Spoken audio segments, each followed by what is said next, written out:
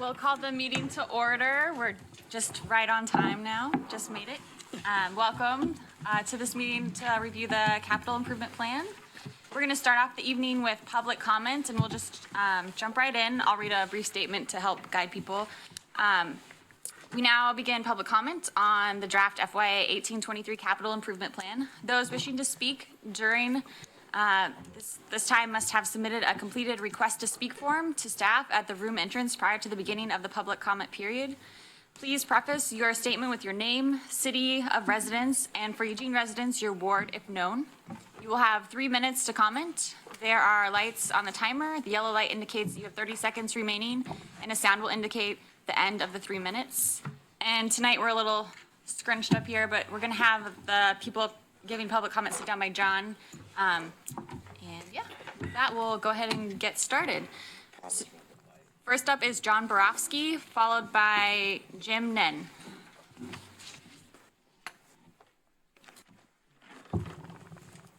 All right, thank you. Good evening, Madam Chair and Budget Committee members. My name is John Borofsky. I'd like to take this opportunity to bring attention to a couple of items in the proposed capital improvement plan, and I also submitted these comments electronically. First, on page 148 under transportation, there is an item listed as neighborhood transportation livability. This is for traffic calming and is funded at $30,000 per year. As you may know, the city will be adopting a new transportation plan in the coming months. As a member of the Planning Commission, I've had a chance to review and make comments on the draft plan. The draft TSP has implemented an increase to this important capital item from $30,000 to $100,000 per year.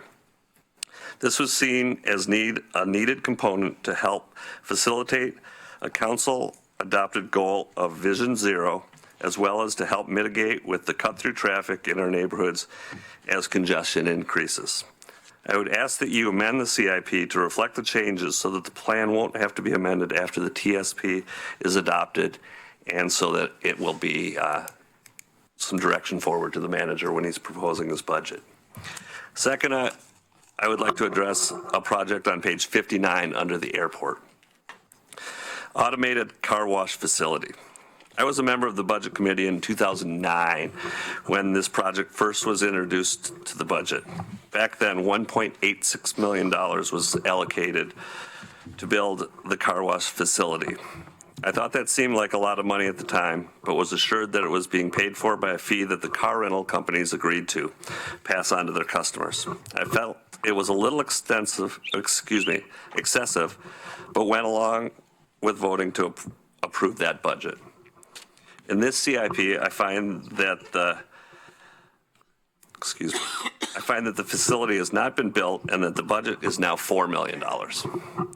I would hope that you as a Budget Committee members will ask for an explanation of how this happened and what we'll be getting for our $4 million.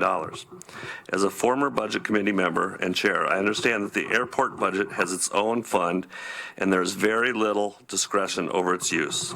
However, it is your charge to advise and approve the entire budget, and I think this item needs a little bit more explanation. Thank you. John, what page did you refer to on that? 59, actually, I'm sorry. Yeah, 59.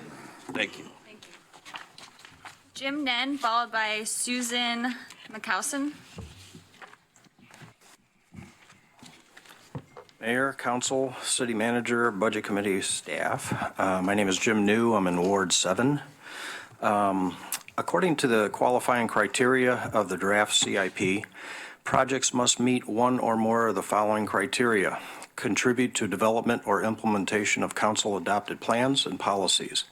The Climate Recovery Ordinance would fall into this criteria as it is and what should be the guide that gives direction to every CIP project listed. Envision Eugene, the TSP, the 2021 World Track Championships, and eWeb Riverfront Master Plan. the CRO and its benchmarks to reduce greenhouse gas emissions 50% by 2030 and 7.6% annually should have been considered in formulating the CIP budget. The CRO is vaguely mentioned twice, but does not address its implementation as to how it will impact prioritization of the projects or what amount of greenhouse gas emissions are expected for each project. Respectfully speaking, this draft CIP is an incomplete document because it fails to address the implications and give analysis the CRO will have on all the projects. My concern is that the important message from council to the city manager and staff after adoption of the CRO is no analysis are being done when it comes to the transportation plan, specifically the Beltline project and the Envision Eugene project. The triple bottom line tool is the framework the city uses to reach its sustainability goals of the CRO, and neither of these two projects have analysis data on the economic prosperity, social equity, and carbon footprint of the environmental aspects.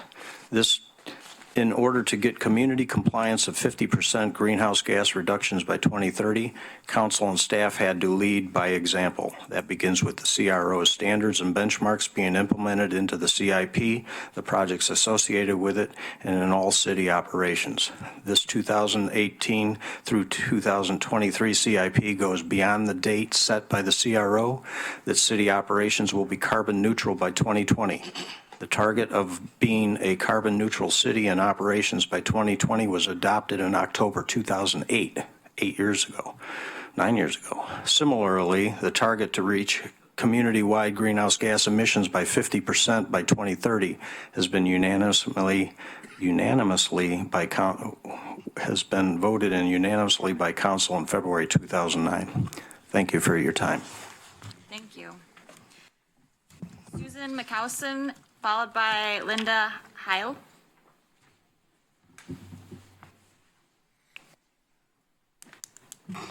Hi, my name is Susan Makomson, and I am in Ward 3. I'll be brief. I'm not as eloquent as Jim is. The CIP is missing a big piece. It's missing the CRO, and it shouldn't pass until it's implemented within your budget as well. It was voted in unanimously by the City Council, and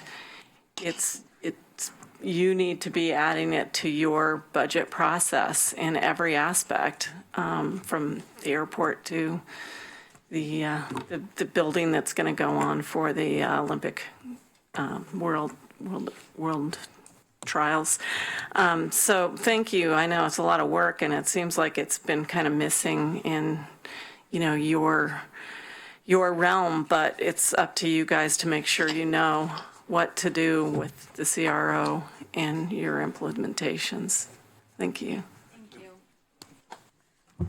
Linda Hale, followed by Benjamin Clark. Hello, my name is Linda Heil, and I live at 215 Foxtail in Ward 2 in Eugene. I bring copies of the climate recovery ordinance for anybody who's not familiar with that. The proposed CIP virtually ignores Eugene's climate recovery ordinance.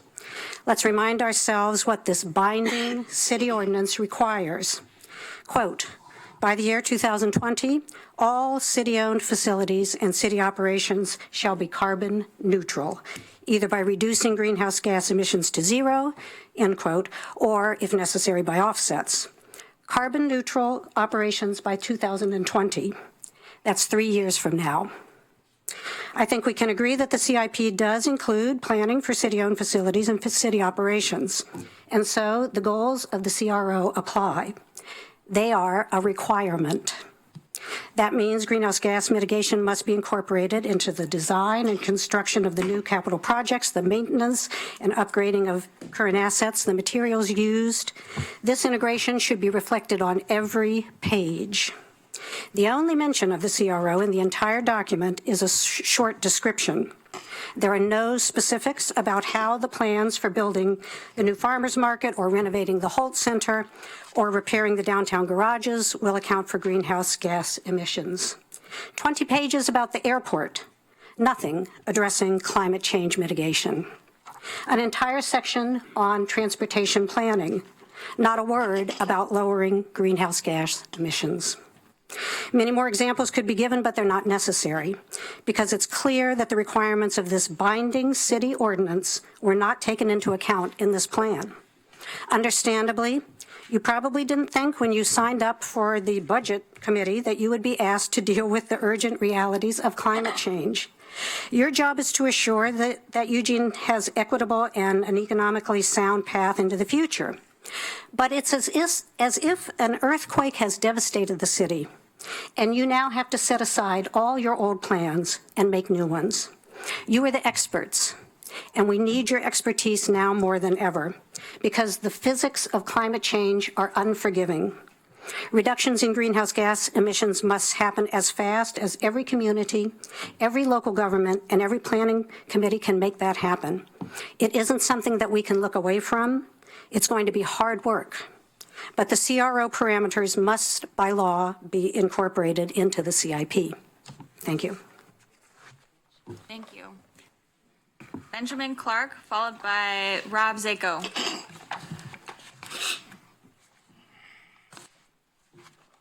Hey there, my name is Ben Clark, and I have no idea what ward I live in. I just moved here. I've been here for about 6 months. So, but my history is that I was a former budget officer. I'm an executive member of the Association for Budgeting and Public Finance, which is one of the largest organizations in the country that deals with public finance issues and budgeting. I'm also a professor at the U of O and deal with a lot of public finance stuff. And one of my most recent jobs was as the executive director of the Great Lakes Environmental Finance Center, which is based out of Cleveland. At least it was at that time. And so one of the things I kind of saw was I was looking through the CIP, while there's mention of green infrastructure, which sort of deals with some of the things that former last speakers were talking about. I saw the word, I think, mentioned once, and so I was kind of interested, looked in the operating budget as well. There's a little bit of mention of it, but more so in the operating budget and the capital budget, and green infrastructure is one of these things that costs a lot of money, and it also helps to deal with stormwater issues and also help with climate mitigation. But because those things cost so much, I think the focus really should not be so much on the operating side, but rather kind of thinking about it long term and how green infrastructure, particularly as it relates to stormwater, can be a really a key way at helping the city deal with some of those issues that are outlined in the stormwater section. And that has kind of a more general note, having looked at lots of CIPs, both from the city I used to work for and probably hundreds of others from other cities. It seems like the time frame at which Eugene's CIP looks is pretty short compared to many of the other cities I've looked at. I would say probably on average 10 years is kind of the norm, and a lot even look even farther than that. So I know it's a lot of work to kind of try and project out beyond those 5 years, but I think it's something that's really valuable long term in trying to help you plan for all the different kind of things that you need to plan for and think about the contingencies, particularly when we talk about climate change. And some of those other requirements that y'all are going to have kind of moving forward and thinking about, how can we better deal with these things is, okay, so yes, 5 years is great, have some detail, but then, perhaps in a 5 or 10 year snapshot beyond that, trying to lay out some of those priorities will help kind of guide the budget, I think, in a much smoother way long term, get your department heads and other folks within the city thinking about those things a little bit farther out, because a lot of the challenges, obviously, that budget committee faces, that the city manager and the mayor and the council are facing are not just a 5 year thing, but much longer than that. So thanks so much for your time. I appreciate it. Thank you. Rob Zako, followed by Zachary. Thank you. I'm a Z, I'm not last. That's nice for the change. Do I turn this on or is it on? Okay. I'm Rob Zako. I'm the Executive Director of Better Eugene Springfield Transit, or actually we're changing our name to Better Eugene Springfield Transportation. We're not there yet. We work on better transportation choices, safer streets, and walkable neighborhoods. And I want to talk to you about priorities and policies of the city. That's to say about money. As the saying goes, put your money where your mouth is. Or maybe to turn that around, if you look at where you put your money, that actually reflects what your priorities and values are. So let me talk about one policy in particular of what the city says. In November of 2015, the city adopted a Vision Zero resolution that sets as official policy the Vision Zero goal that no loss of life or serious injury is acceptable in our transportation system. No loss of life is acceptable. Official city policy. Now, to be clear, we don't have thousands of people dying on the streets. It's not that bad. We want to save lives, but really the subtext of this policy is that people don't go to dangerous places. People don't ride the bus. They don't walk. They don't use a wheelchair. They don't go places where they'd be afraid.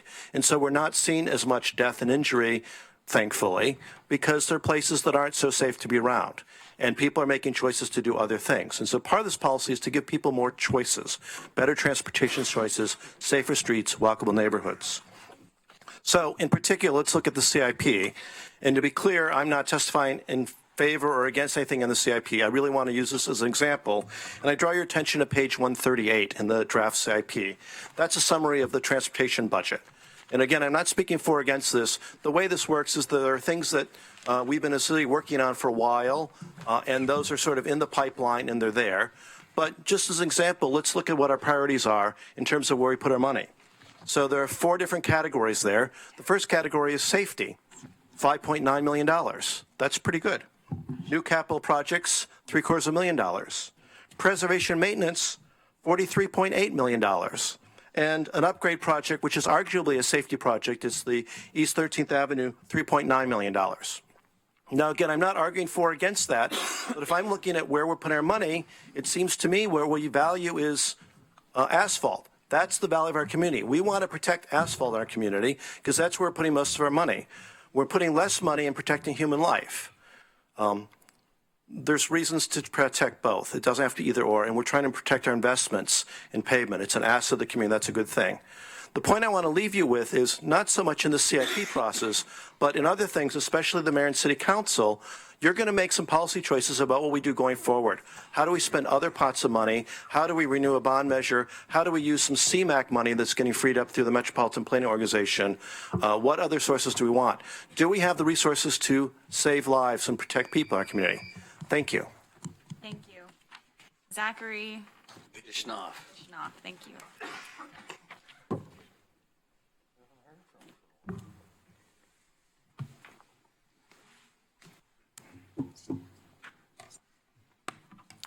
Hi, Zach Vishnoff. Good to see some of you again. It's been a while. Well, they used to call him Transplan Man in the Register Guard. He's been a planning guru for so long. I'm more reality-based as far as transportation. This is my first year to be hit by a car at 13th and Patterson. And it was a texting moron in some kind of red Mitsubishi, kind of a low-riding vehicle. I flew across the hood. My point is, if you're not policing people who play around with their phones and drive, you don't have a transportation anything. You've got a lethal death district. The whole town is a death district of texting morons. Is that a priority? You know, about 6 months ago or a year ago, I saw this article. City of Eugene embraces zero death transportation, whatever. You know, oh, we love this plan. Oh, we love this plan. But literally, to this day, half our drivers are on some moronic, I don't know, ESPN, Go Ducks website or something, and they're flooring it down the road. I was hit this year. I'm not happy about it. I told them, $50, give it to me now. I'm out of here. You're a total jerk. Okay? But instead of focusing on Rob Zako's kind of pie in the sky, oh, let's attack the climate and make sure the climate of the planet is all like frozen. Let's focus on reality. We got a downtown that's a safety nightmare of urban gypsies that are beating the crap out of each other for no reason with all sorts of knives. And I just want you guys to focus on reality. texting drivers and kids cutting each other up just for fun. That's what I'd like you to focus on. Skip City Hall. Forget about replacing City Hall. Everyone's mad about that. Back burner it. Focus on safety from drivers, safety from kids trying to cut each other's throats. So I was going to focus on some other things, but transplant man, he sent me off on some other things. And Mike Clark, should have won. Next time around, I'm on your side 100%. Have a good night, you guys. Thank you. That concludes the public comment period for the CIP. And next up, we'll have a staff presentation. Thanks to everyone who came out and gave their comment. We really appreciate hearing from you and getting that community input. All right, start us off when you're ready. Good evening, everybody. With me tonight, I have Mark Schoening, the city engineer, and Jeff Perry, the division manager for public building and facilities. I'm the finance analyst that is responsible for putting together the CIP with the help of my finance colleagues, Jenna Boyd and Jessica Mummy over there. Tonight, we're going to go through the document, and I want to start out with, see if this works from here.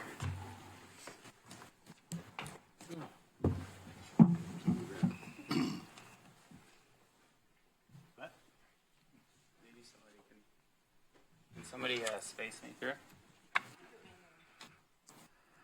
No, I think you're. Right. We have the laptop. Okay.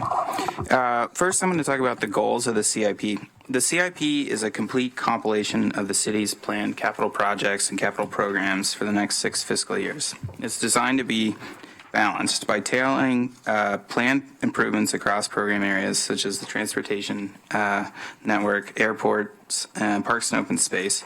The basis for the capital projects in the CIP is also balanced by the planning processes that go into it. This includes adopted master plans, input from various stakeholders and citizens, maintenance monitoring programs, as well as funding sources and restrictions.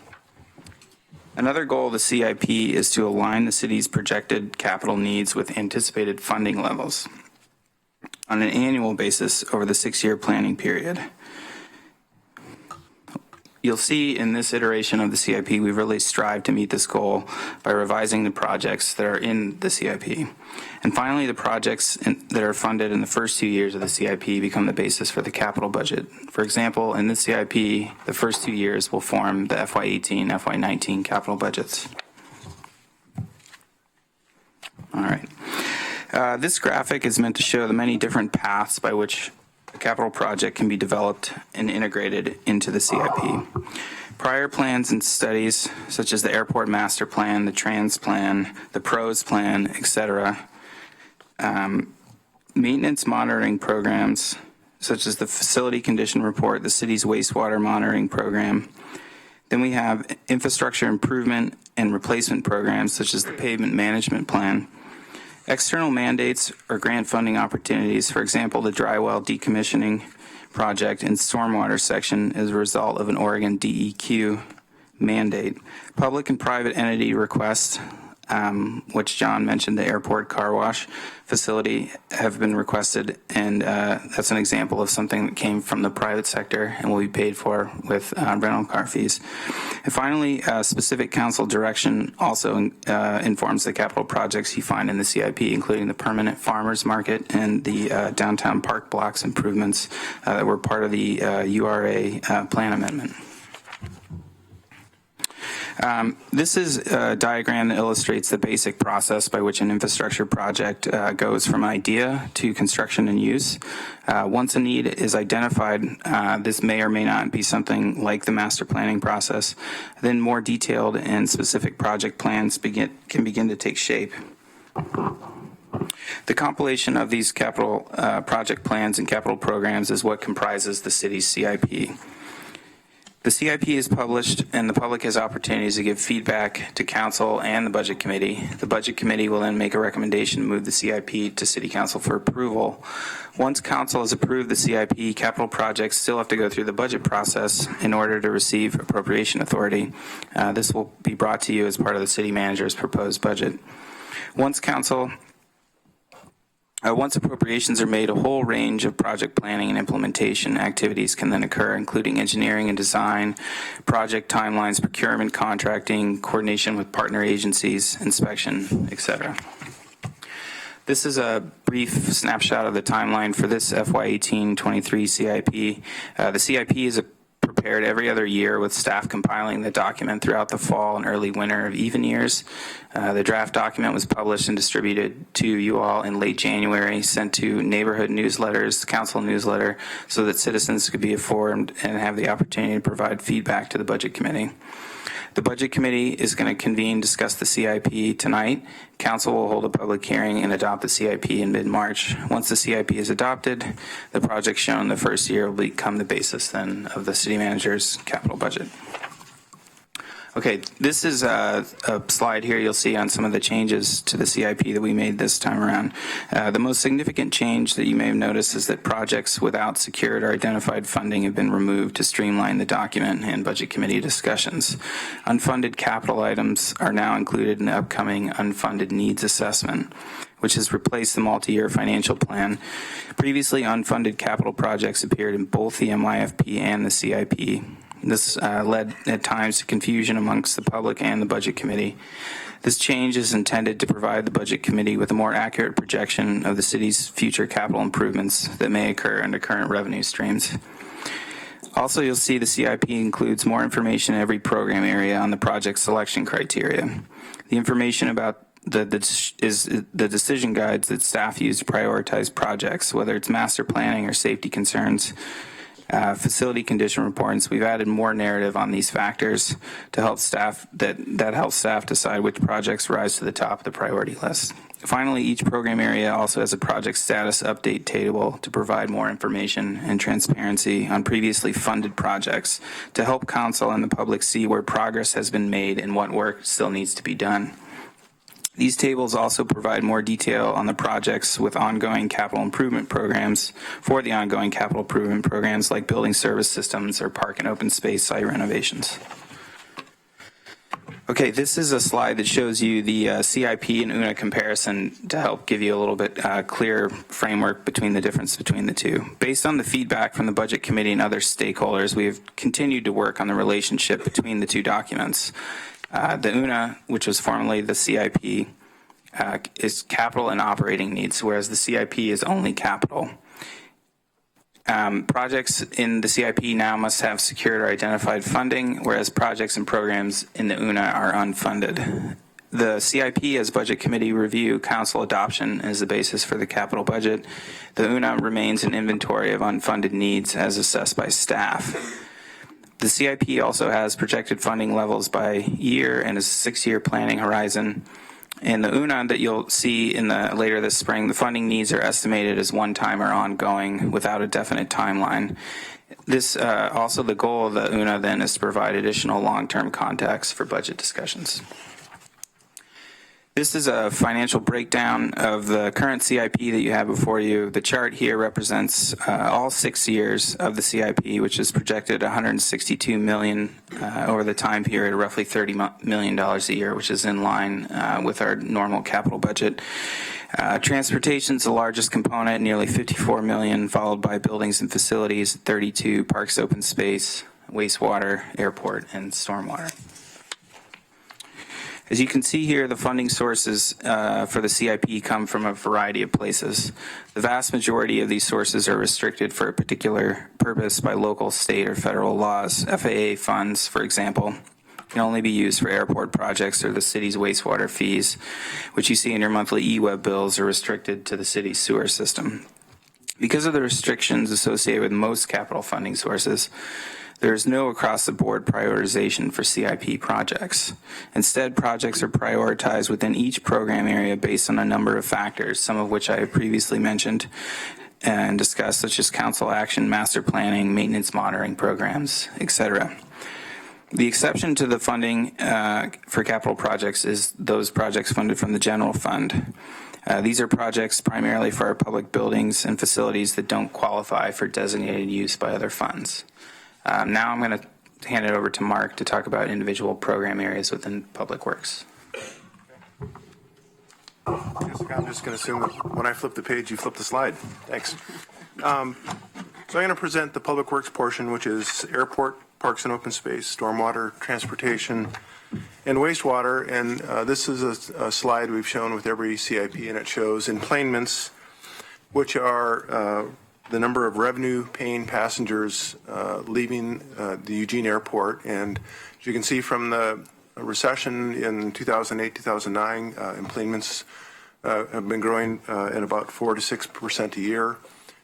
More people are traveling for business and leisure, and we're capturing more of our catchment area with fewer people driving up to Portland to fly to their destination. We're seeing more people as more airlines come to Eugene and provide service. We're catching more of those travelers that would in the past had gone to Portland. The capital projects for the airport are outlined and structured by the Airport Master Plan and the 5-year Federal Aviation Administration Capital Improvement Plan. And then these documents provide for the planned development of the airport property and facilities. And the priorities for the airport are determined through a process based on the master plan and FAA approval, and also through vetted through the Airport Advisory Committee. This is a photo from the recent opening of the terminal expansion that included new hold rooms, baggage claim area, and improved security. So this was in a prior CIP. The first 3 years of the 6-year CIP for the airport has funding identified and secured for functional and safety improvements, including access control upgrades, airfield geometry corrections, and mitigation of open water. A new capital facility, including an automated car wash facility, and this is the one that John Borofsky mentioned in his written and stated comments, and John and I talked before the meeting. But calling a car wash facility is a bit of a misnomer in that project has evolved to provide more than just a car wash. It provides fueling station for rental cars, a full service garage for rental cars, and it's been relocated to another part of the airport, which it to help for the future growth of the airport, which would require demolishing the old facility and extending utilities to the new facility. And then at the time the cost estimate was done, we were really seeing exceptional bid prices during the recession as contractors were looking for work, and now we've seen really a strong economy, and construction prices have gone up dramatically, much more than the consumer price index. So that's kind of explains why the growth of this, both in the scope and the cost of that project. And then with the new criteria we're using for the CIP of not including funding that has been identified or secure, the last 3 years of the airport CIP in this document don't show much in the way of projects, but the Airport Master Plan adopted and approved by FAA shows significant capital projects contingent on congressional appropriation of airport funds across the nation. So the plan is, as we move through that 6-year CIP, we'll continue to see development at the airport. The majority of the funds are, as I mentioned, come from the Federal Aviation Administration and are both discretionary and entitlement funds. And another source is passenger facility and customer facility charges. And then a small amount comes from the Municipal Airport Fund, which is derived from parking fees, terminal rents, and other smaller sources of funding. The airport does operate debt-free, so that the project we saw at the beginning of the airport slide was built without any bonding, and the airport is an enterprise fund. It doesn't get any fund, any general fund or any other funds from the city. In parks and open space, this is a view of a future site of Santa Clara Park in North Eugene. We've acquired 35 acres so far, and the goal is to acquire additional 20 more acres for the community park. And we're continuing that negotiation with the adjacent property owners. Property acquisition can, in many cases, can go on for years until we have a successful acquisition. Let's go to the next slide. Is a lot of the focus of the CIP for parks is renovation of existing parks.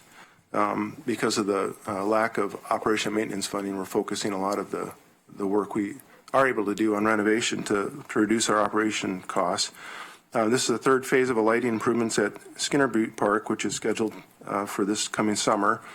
It's one of the many lighting projects we're doing throughout the parks, through the entire park system, particularly around Alton Baker and along the river because of security and safety concerns of park users. So we're focusing on lighting projects.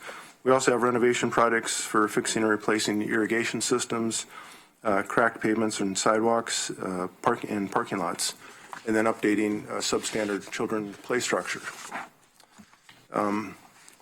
It's been 7 years since we've constructed a new park, and this is despite having 17 undeveloped park sites that have been acquired for the purpose of neighborhood or community parks in underserved areas. And a lack of operating funds is the reason why we haven't built new parks. So the goal is to solve the operation and maintenance funding of our park system and then be able to develop some of these undeveloped parks that the sites that we've acquired throughout the city. Park system development charges are primary operating capital source for park open space acquisitions and parks improvement. So there's two components of that. There's the improvement fee, which is for adding capacity, which is primarily used for new parks. And then the reimbursement fee can be spent on any park-related capital improvement. So that's the money we're using to rehabilitate existing parks like we did with Charnel Mulligan last summer. And Mark, I think you have too much transparency, too much budget transparency in this slide.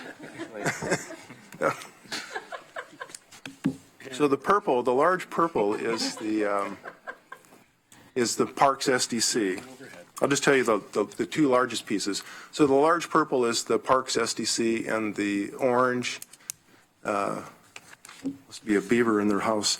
The orange is the urban renewal funding for the parks blocks and the other in the farmers market. Okay, on stormwater, a lot of our focus is on the rehabilitation of the existing pipe system. So a lot of this work we do in advance of pavement preservation projects. So this is a project where we're repairing the underground utilities in advance of a pavement preservation project. Another part of our stormwater program, and this is done in conjunction with the pavement preservation project, is to incorporate green infrastructure. So this is a water quality facility where the stormwater from the road runs off into this facility and is infiltrated, and pollutants are removed by both the infiltration process and the plants within the facility. So this was done as part of a paving project. We did both at the same time.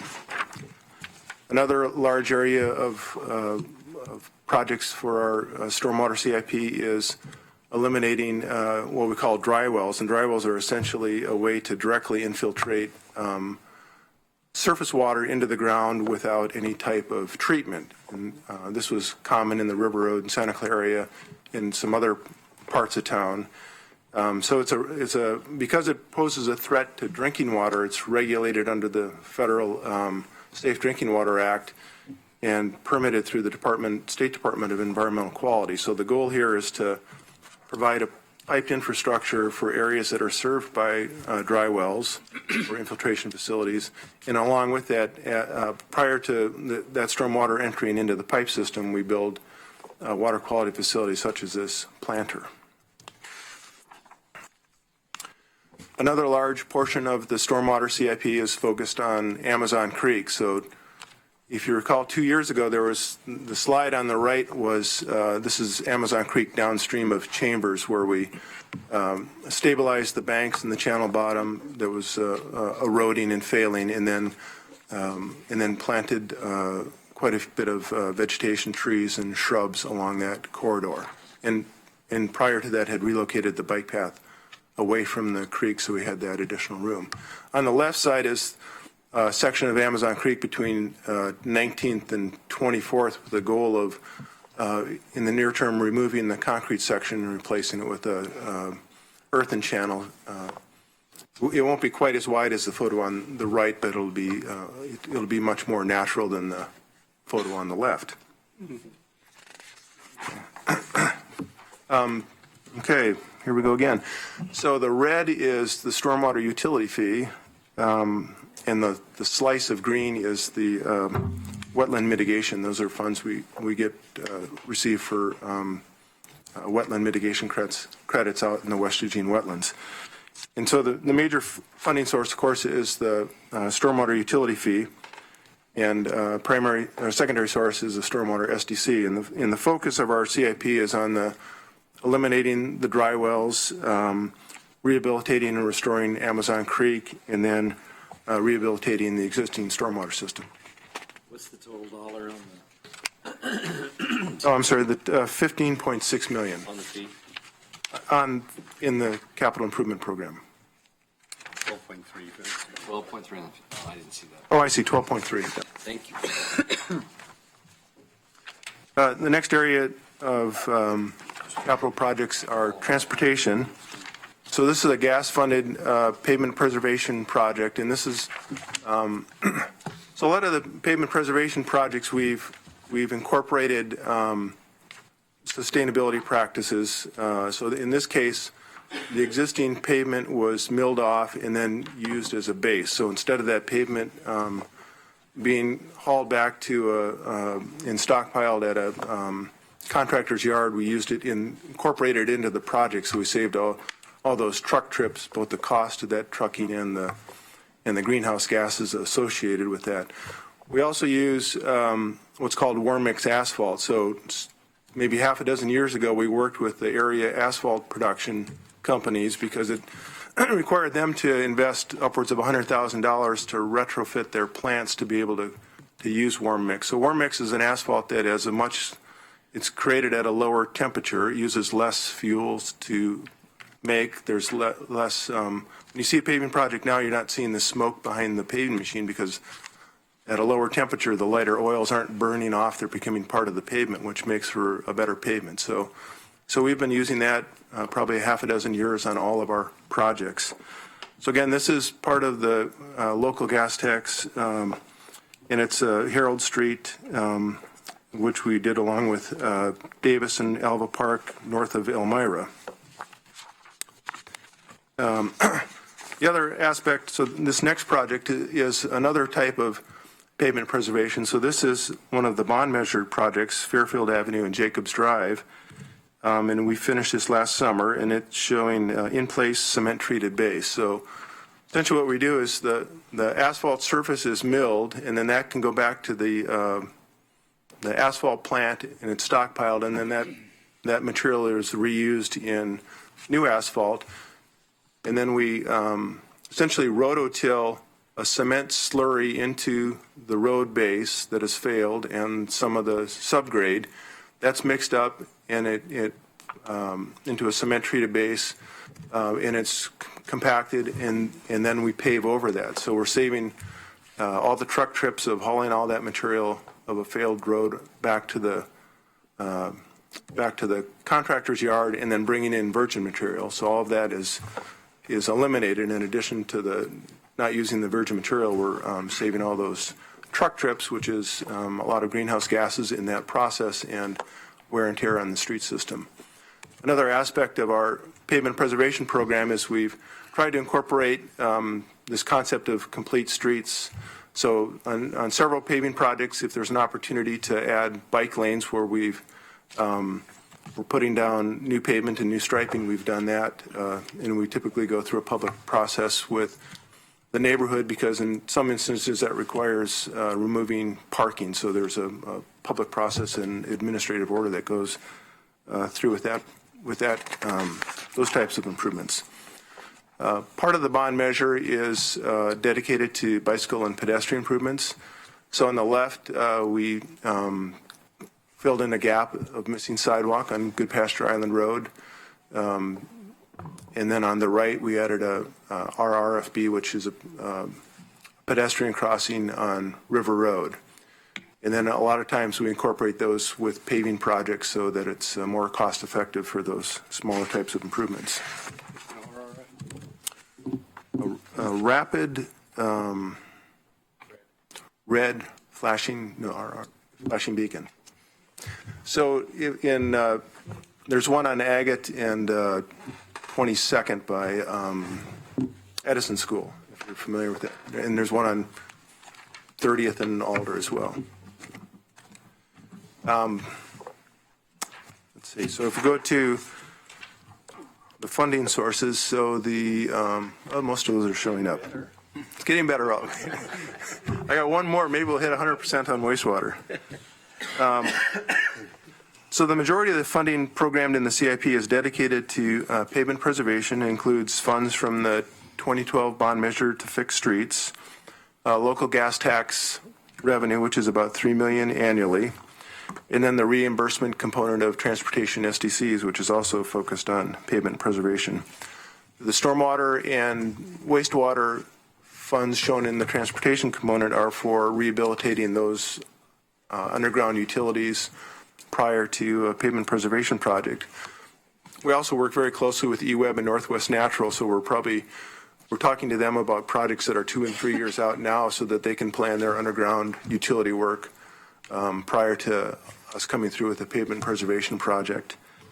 And then the draft CIP also includes 3 large bicycle and pedestrian projects, the Roosevelt Boulevard shared use path, the 13th Avenue two-way protected bike lane or bikeway, and then reconstruction of the EWEB riverfront path, which will be incorporated into the redevelopment of that property.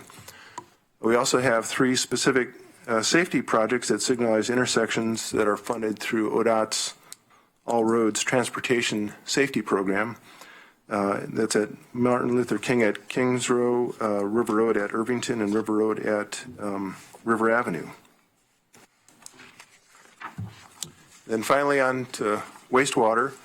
So the major focus of our wastewater program is rehabilitation of the existing system. So in this photo, on the larger photo on the left, a pipe, which is a resin-impregnated fiberglass sock, is pulled through the existing wastewater pipe, and then it's hot water is circulated through that, and a new pipe is formed inside the old pipe. So on the right is a brand new fiberglass pipe that's structurally stronger than the old pipe. So we gain a little bit of capacity because it's a much smoother surface, and we keep out the infiltration of groundwater, which is a major component, taking away the capacity of our pipe system, but also then being pumped in through pump stations and being treated at the wastewater treatment plant. So the goal is really to reduce the amount of extraneous flow in the wastewater system and saving the energy cost at pump stations and at the treatment plant. How much diameter of pipe do you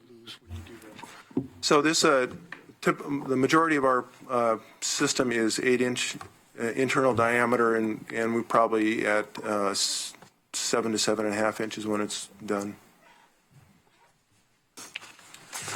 Another large project is the reconstruction of the West Irwin Pump Station, which is our second largest pump station, and constructed in 1964 and serves about 3,300 acres of the city. It's seismically unsound, and in the wet well, which is underground where all the wastewater comes in before it's pumped into the pressure system, poses a hazard to workers that if they're in that area when power goes out, then there's a risk of flooding and risk to the workers that might be in that situation. So that's focused. So we got worse. Okay. I didn't quite get it.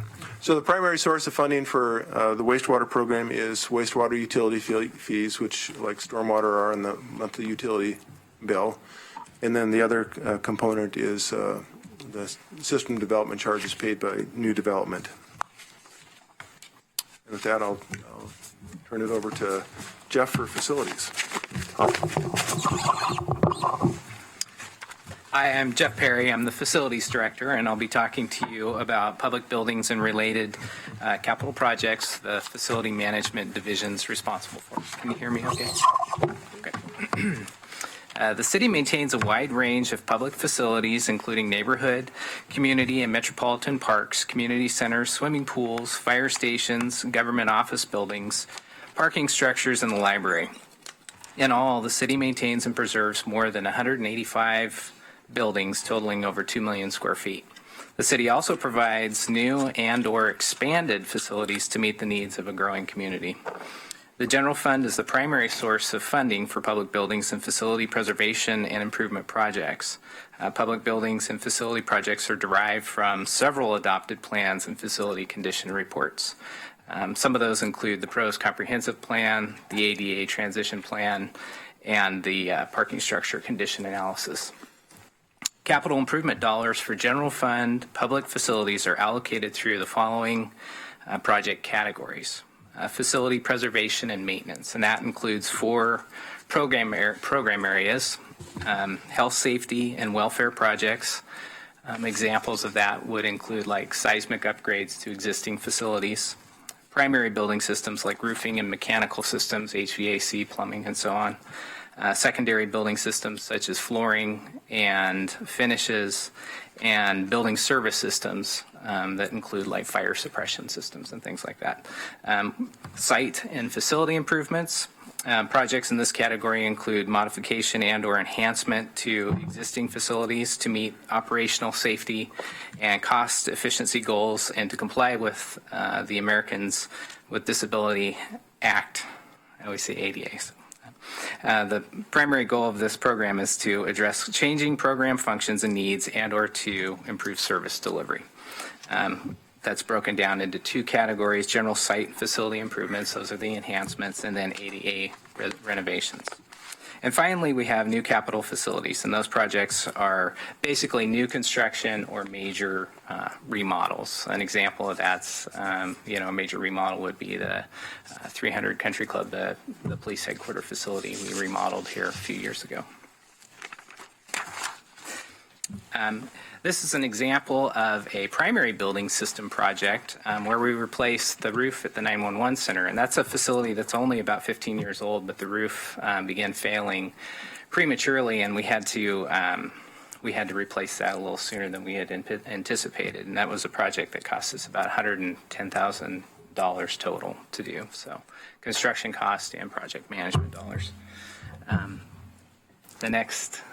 The next photo there is of the Sheldon Pool lobby remodel, and we just completed this one. I think we just closed that one out just a few weeks ago. And the old lobby area was out of date and functionally obsolete. And the project included a new service counter right there, new flooring, and then improved entryways to help with energy efficiency and access. Over the last several years, Facilities has actively supported the recreation and Parks and Open Space system plan effort through master planning, assistance, and work on their project teams. As you may have noted in the CIP document, many recreation facilities are in need of major renovations and improvements. And this is largely due to the fact that almost all these facilities were built in the 1960s are now over 50 years old. The facilities are not only in need of major repairs, but are also not as functional as they were, and they no longer meet programming needs for the community. The capital budget is also used for historic renovation projects. We often work with historic review boards and committees on these projects.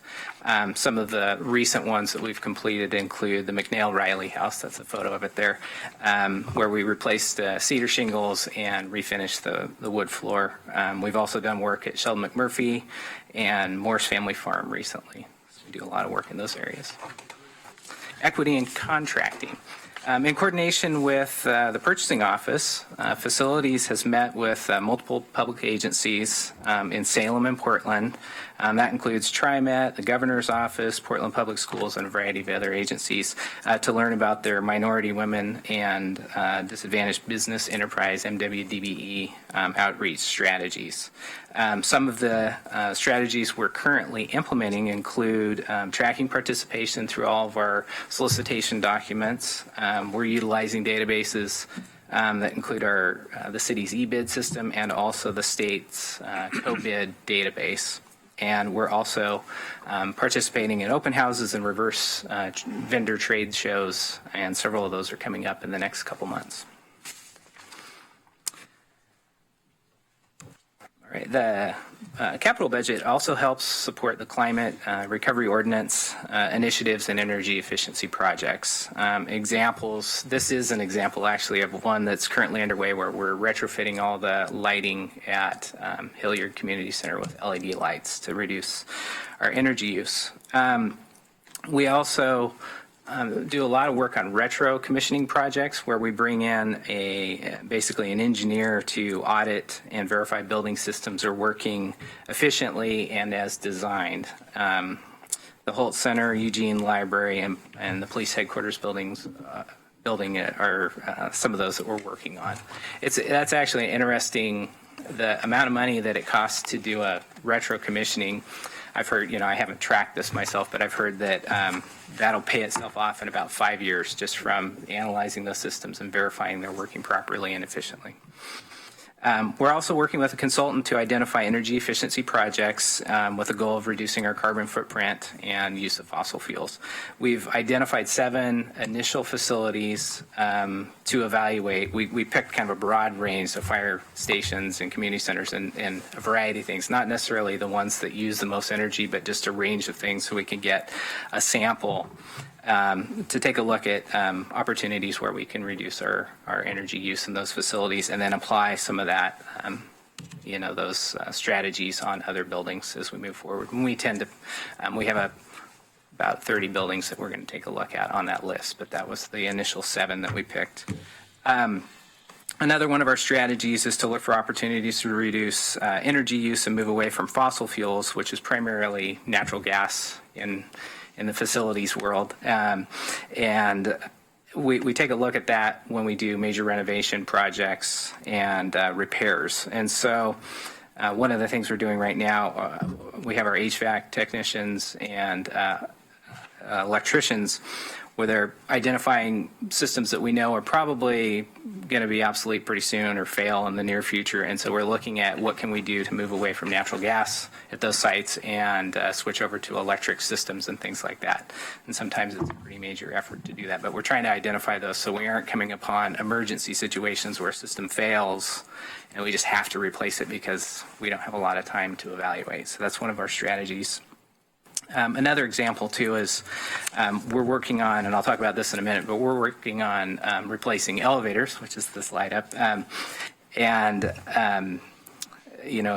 We could go in and modernize some of those elevators and make them run more reliably, but there's also opportunities to put in different drives and different types of motors to, I think the one at the library that we're looking at right now, we can reduce energy use by almost 40% by a particular upgrade with that. So we're taking a look at that now.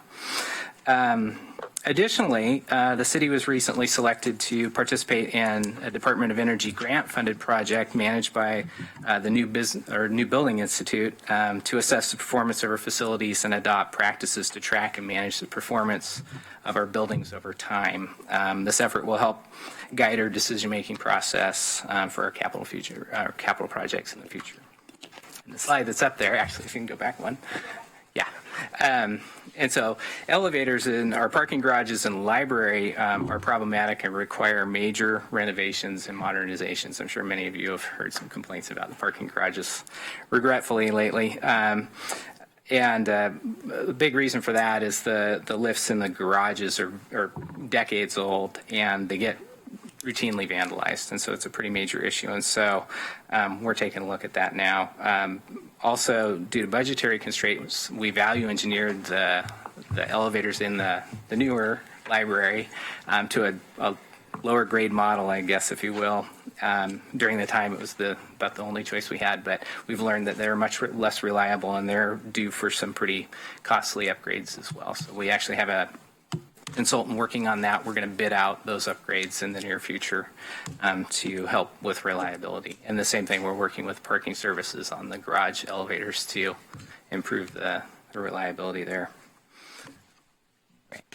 All right, aging buildings. And so as you can see, even some of our newer buildings like the library are beginning to age. That's a building that's almost 15 years old and requires significant investment to keep operating efficiently. The Holt Center is another good example. It's now almost 35 years old and major systems are becoming due for replacement. Recently, we did a major refurbishment of the skylights and glazing systems, and we're doing a lot of projects at the Holt Center right now. The Facility Management Division utilizes a condition assessment tool. We used to have a report. Now we enter a lot of that data into a software system, and then it can produce things on demand to determine the condition of different facilities. But it helps us proactively identify building systems that are at end of life and need to be replaced. This information, along with feedback from our operations and maintenance team and departments, help us identify our project priorities and how we allocate funding. And the graph here represents a 20-year look at the Holt Center. So if you look, there's some pretty major investments that are recommended. You know, we always hope that some of those things we'll get a few more years out of them, but you know, based on what we know today, those are the things we're looking at over the next 20 years.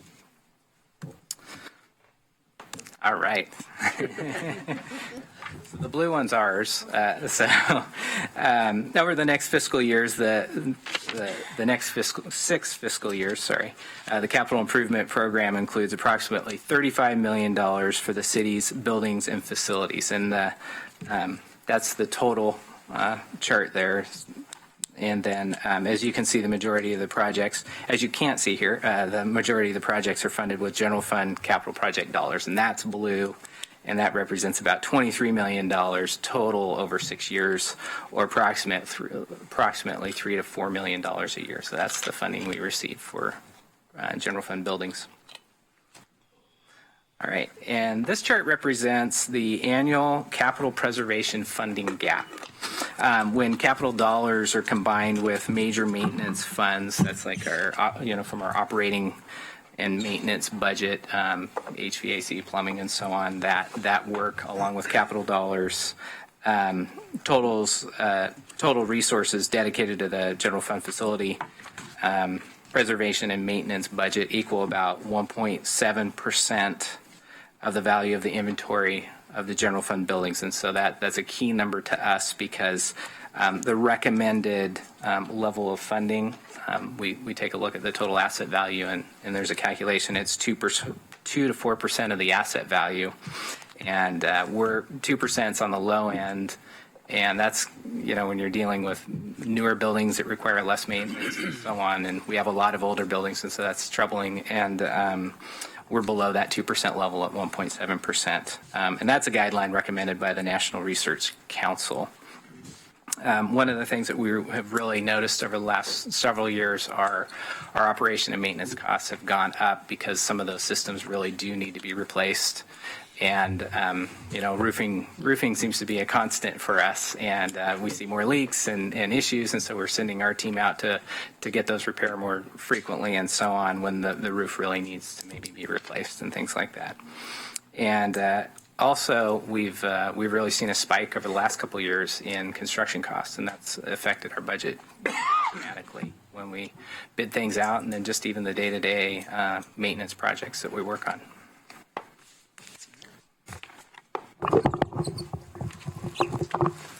All right, thanks, Jeff.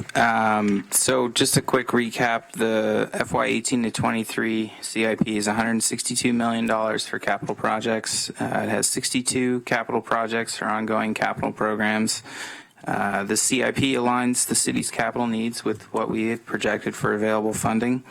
And in addition to what you've heard today, there's a lot more information in the CIP, including some of the changes we've discussed, and including project selection criteria and the project status update tables by program area, link between specific long-range plans and each project, along with the program area maps and neighborhood maps.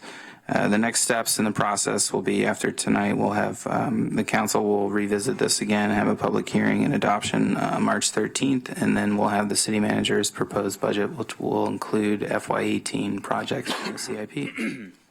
And with that, if there's any questions, comments, open up to Chelsea. We've got a queue going for discussion. Are there any questions specifically for clarification? So I have Councilor Pulling, then Councilor Evans, and then Josh Scove, and just clarification questions, and we'll go into discussion, please. Clarification in reference to Mr. Borowski's email and testimony and the presentation that you give.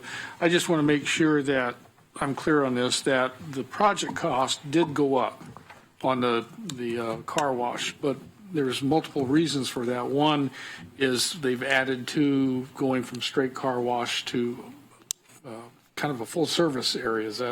That's just one of the things.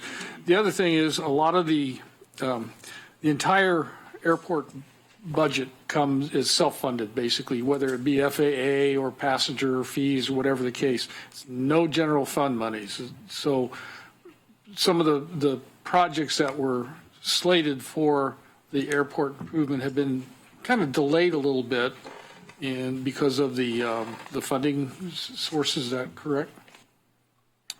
I don't know that you're right about the funding, that it's entirely self-supporting, but I don't know that any particular project has been delayed. I'm not quite sure why. I think part of it is the timing of the car wash or the full service facility now coincided with the update of the master plan, which focused the relocation of the facility itself to better utilize the area that the airport has to expand.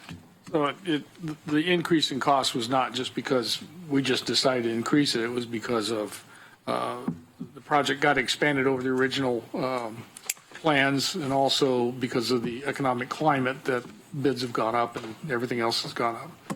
Thank you. Councilor Evans.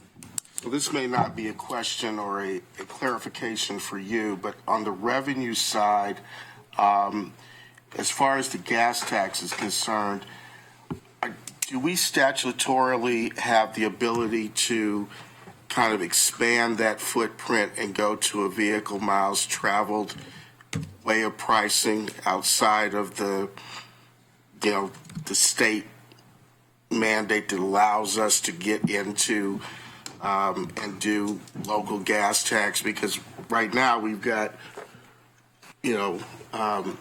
other vehicles that are electric power vehicles and other alternative fuel vehicles that are impacting our road infrastructure, but we're not being able to gain the revenue or to capture the revenue, I should say, from those vehicles that are impacting our road base. I can offer some information, and there's others that might be able to go into more detail. The answer is yes, the council can impose essentially a user fee, transportation user fee, or vehicle miles traveled kind of a fee. And I think that was actually talked about years ago by a transportation subcommittee prior to me actually starting here. So that was a conversation. The current gas tax is in place by ordinance. So the council, of course, has the ability to change that particular ordinance as well. But so the answer is yes, the council can move towards that if you choose to do that.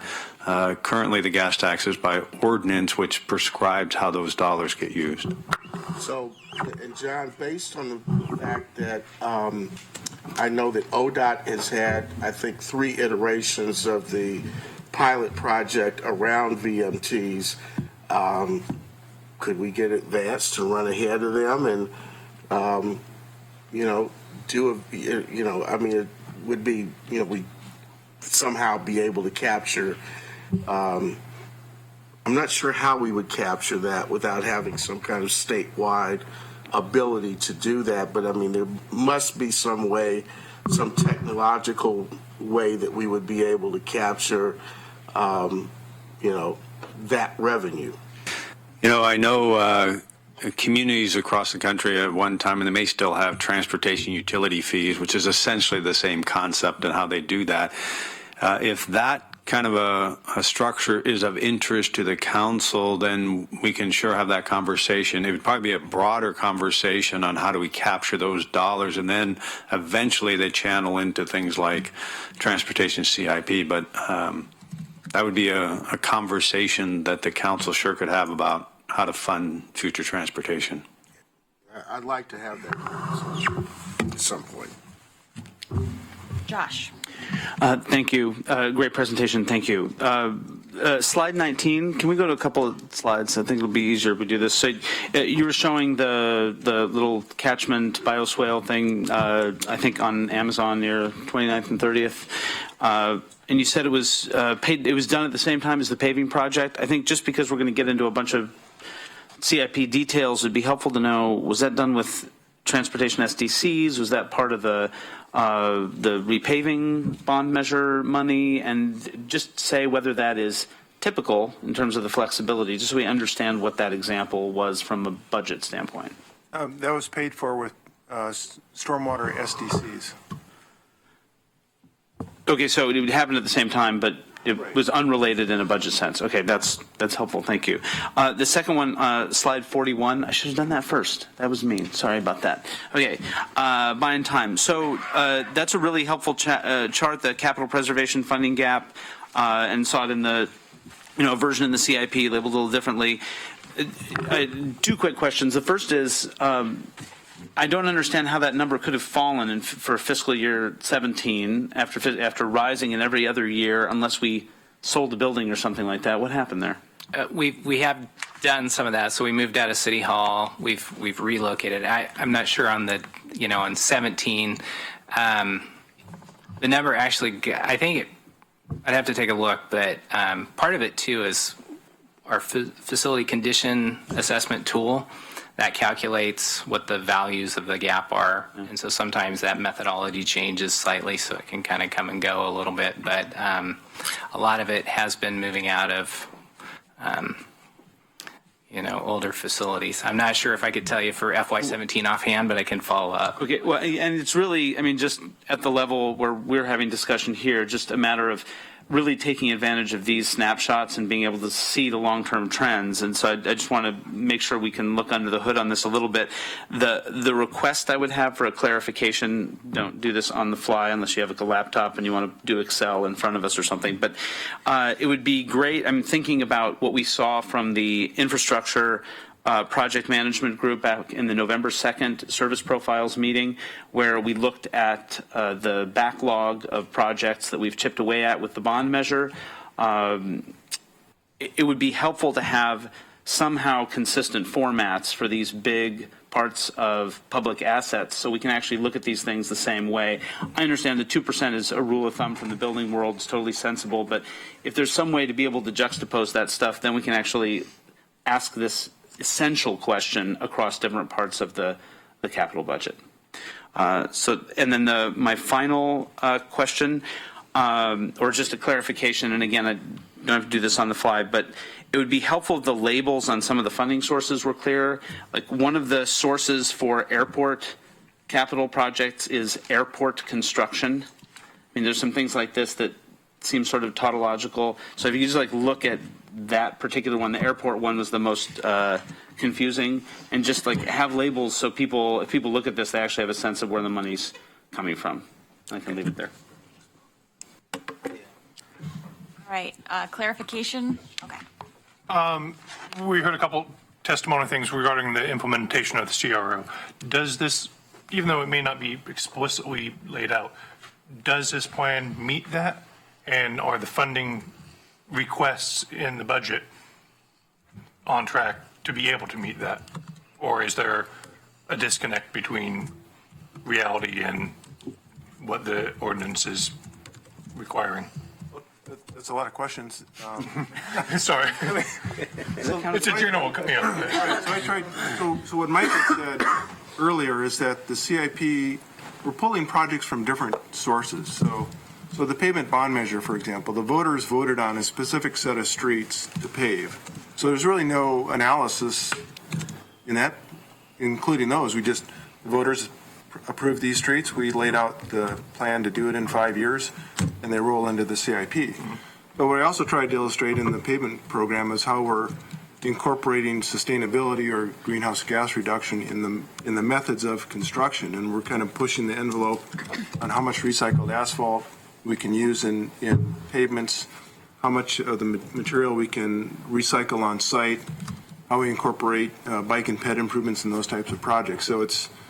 So it's not explicit in terms of here's what the ordinance says and here's the numbers, but it's incorporated into all of our projects and in the way we do our operations. Sure. And so that was the reason for my question is, in general, are you on track? Are you going to have enough money in this plan to hit that goal? Well, I don't know because we don't have a method of measuring that. So with that, thank you very much for the presentation. Nice job. We appreciate that. We're going to move into the discussion portion of the meeting. And just to remind us all of our goal tonight, if we have any amendments to the proposed CIP, we'll need to make motions and vote on those. And then our goal tonight is to make a motion on our proposal to City Council. So with that, let me know if you would like to be in the queue. I see Josh, Councilor Zelenka. So we'll start with Josh. Actually, Alan, if you're going to talk about the CRO, do you want to go first? Sure. Go for it. So I sent out some questions around the CRO that you were trying to get at. And really what it was trying to do was ask, do we really measure our progress towards the goals that we've adopted as part of the CRO, in particular climate neutrality for city operations by 2020, 50% reduction in fossil fuel reduction community-wide by 2030, and then the 7.6% annual greenhouse gas reduction emission goal on an every year basis. And the questions were, do we track that? And do we use the CIP to help us meet those goals? Is there a connecting of the dots? Is basically the thrust of a lot of the questions. And then drilling down into a little deeper set of questions is, on an individual basis, when we look at projects, do we look at the alternatives and is the carbon footprint of each of the projects evaluated to help be one of the decision-making factors in determining which option we go with? I appreciate all the work that we do in terms of the energy efficiency and the fleet that we've done to reduce fossil fuels there. So those do help us get there, but we're not tracking them very well, and we can't really say. The CIP helps us get towards the goals, and this year it helped us get in these particular projects, moved us that way. So what I was trying to get at was we need to develop metrics to be able to show that and have it be impactful on the CIP. Because those projects that actually move us towards those goals, I think, should have a higher priority in certain circumstances. Obviously, the road bond is something that we put out as a list, a 5-year list, and said these are the projects we're going to do. But there's other parts of the CIP. It's still $163 million, $62 million. There's a lot of leeway there. Respond to that, Mark? You just say yes. Yeah. Well, it's hard to. Capital construction, by its nature, is going to generate greenhouse gases. So if you look at our pavement preservation program, is you could look at, well, if you do a paving project the way we've traditionally done it, you I don't know, create, say, 100 qubits. And the way we do it now, we're down to 20 qubits. But you're still doing 20 qubits because it's a construction project. So so we can show that we're reducing the impact of our construction projects, but there's also, if we don't do pavement preservation, the reconstruction of roads is much more energy intensive than the maintenance of roads. So That's a very good example. In the absence of that change of going to the warm system, are the greenhouse gas emissions that were created by that road being repaved is substantially more. So we should be able to capture that, track it, and say those are the savings and reductions that we've gotten from that practice. Same with all the energy efficiency we do and all the other things that we do. Obviously, every time you do something and it uses energy, it's going to, unless it's purely 100% renewables, it's going to create greenhouse gas emissions. But it's the being smart about it and reducing it, and therefore almost assuredly being more cost effective is the benefit that's to be had from all of that. Is it doing it when we do? I mean, the cost associated with doing the warm overlay. What do we call it?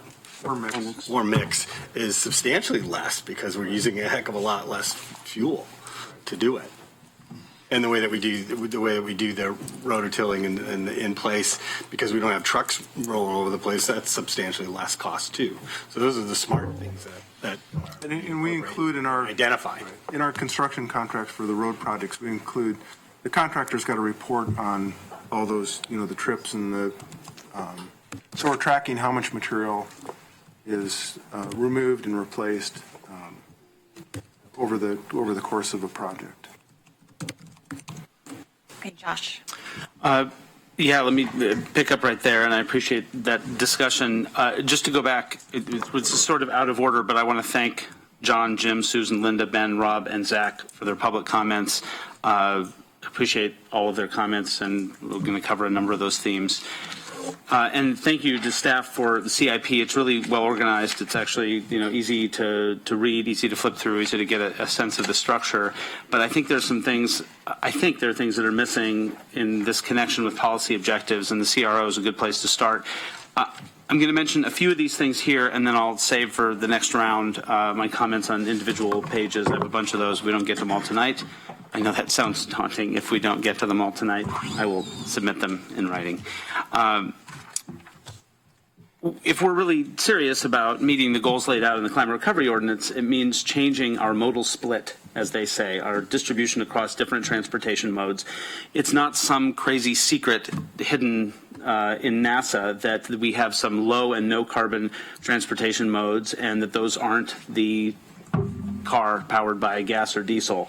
So it would be, I think, reasonable to ask for some connection between the capital improvement plan and plans to move toward either vehicle electrification and EVs for individually owned vehicles or for buses, or bike and ped modes, and then also, of course, for transit.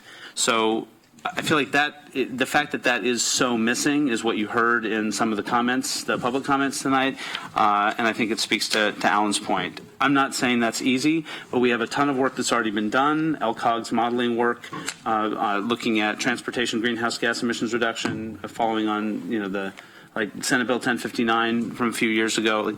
We have some frameworks that we can draw on, but we're not drawing on them here at all. So it would be great to see how even just modal split goals could relate to the shape of capital improvements. I also want to say we're in a really tricky position in sequence here because of not having the unfunded needs assessment. So it does seem totally sensible to omit the unfunded projects from the CIP. I mean, just given the shape of the presentation and the specificity of projects that you're moving ahead with.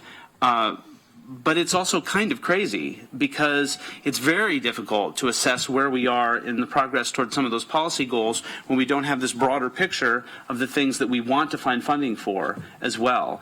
So I'm just going to say I can't see how we as a body can possibly recommend this for approval at the end of tonight without having looked at the UNA. I know that's not super fun, but it seems necessary to say that until we have those two things together, we won't have a full picture. And I'll save other comments for the next round. Councilor Clark. Thank you very much.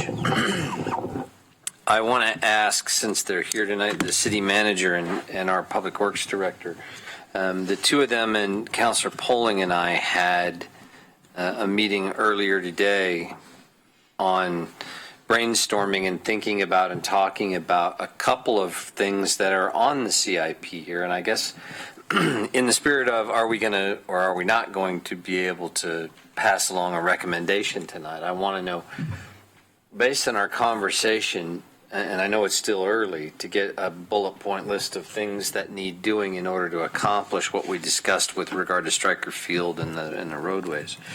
Are we going to need to make motions that alter or adjust the CIP in its current form in order to accomplish the objectives of our meeting earlier today?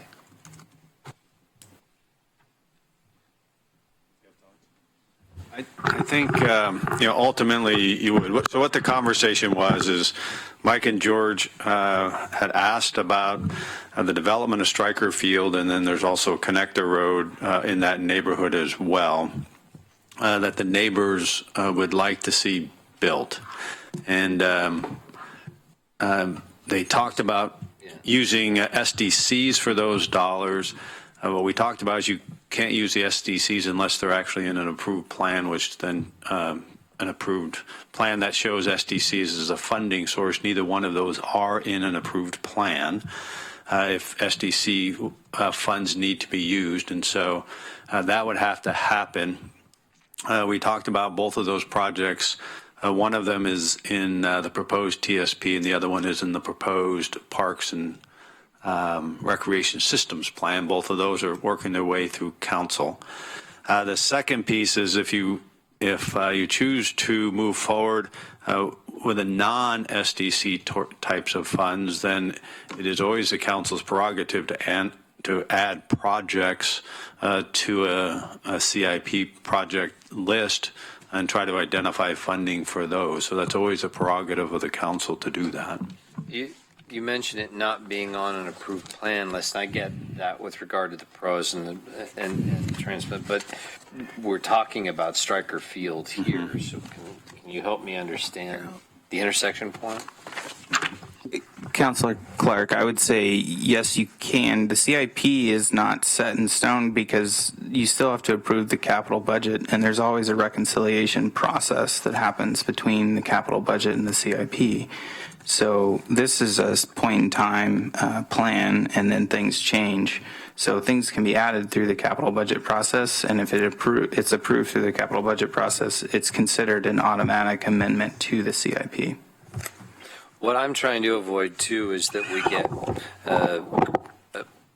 we get to a certain point where we want to implement some of the things we talked about today to accomplish those projects, and we get to we should have dealt with that during the course of the CIP discussions. I just want to avoid that, and so it's obviously great if we can come back and amend later, but I just wanted to make sure we don't have something we should be dealing with presently before we consider passage. I don't think you have to do anything tonight for that. As I say, the council always has the ability to add or projects to any particular plan and try to move projects forward. And so I don't see you have to doing it tonight. Yeah, just since a number of the questions were directed my way, I agree with John. I don't know that offering amendments in that regard tonight is critical part of CIP adoption. Okay, thanks, guys. So can I ask a clarifying question then? Because what are we trying to add amendments for if we're not talking about specific projects? Can you help us clarify our purpose a little bit? The CIP or my question, I'm sorry. So if we're not talking about specific projects, what might we be proposing amendments to What are you asking us? What they talked about was the development of Stryker Field and the building of a road, neither of which are, and the conversation was around the use of SDCs for those projects. So neither of them are in a project list or an approved plan in which SDC's monies can be used for those two particular projects.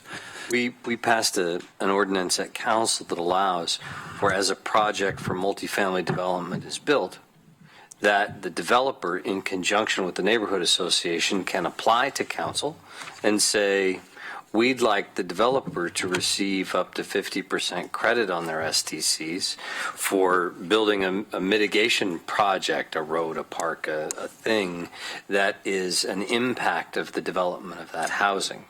And having passed that, there's some new housing going in North Eugene, right near and adjacent to Stryker Field and this particular road. And so we're trying to apply that council rule that we passed for the first time in advance of all the administrative rules for doing that really being set up yet. So we're kind of working our way through that with this project. And it was, okay, what needs to be adjusted in terms of our plans in order to make all of that work? And I'm just making sure that we're not jumping ahead of something we need to be doing right now in order to stay on track with that. Okay. Councilor Pryor, and then Ken. Yeah, in fact, that's the clarifying question that I also am wondering about is if I hearken back to the notion that there's what to do and then how to do it, my curiosity around the Budget Committee's purview in deciding what should be on the CIP is a question for me. I'm not sure that the Budget Committee's role is to decide what is or is not on the CIP, or what the priority order is of things that should or should not be on the CIP. That's the staff's professional recommendation and the City Council's role to decide. But it is, I think, well within the purview of the Budget Committee to say, if this project is on the CIP, the Budget Committee in its deliberations and its thinking thinks this combination of funding would be the best way to do it, or explore these options for how to do it, or these ways to do it. But I would be concerned that if the Budget Committee starts determining priorities on the projects, that's actually the purview of the City Council. And so this gets back to the question of what exactly are we amending? And I would think if we're talking about offering amendments, it would be these projects, I think, might be better funded or better pursued using this combination of funding rather than deciding what are or are not projects that should be on the CIP.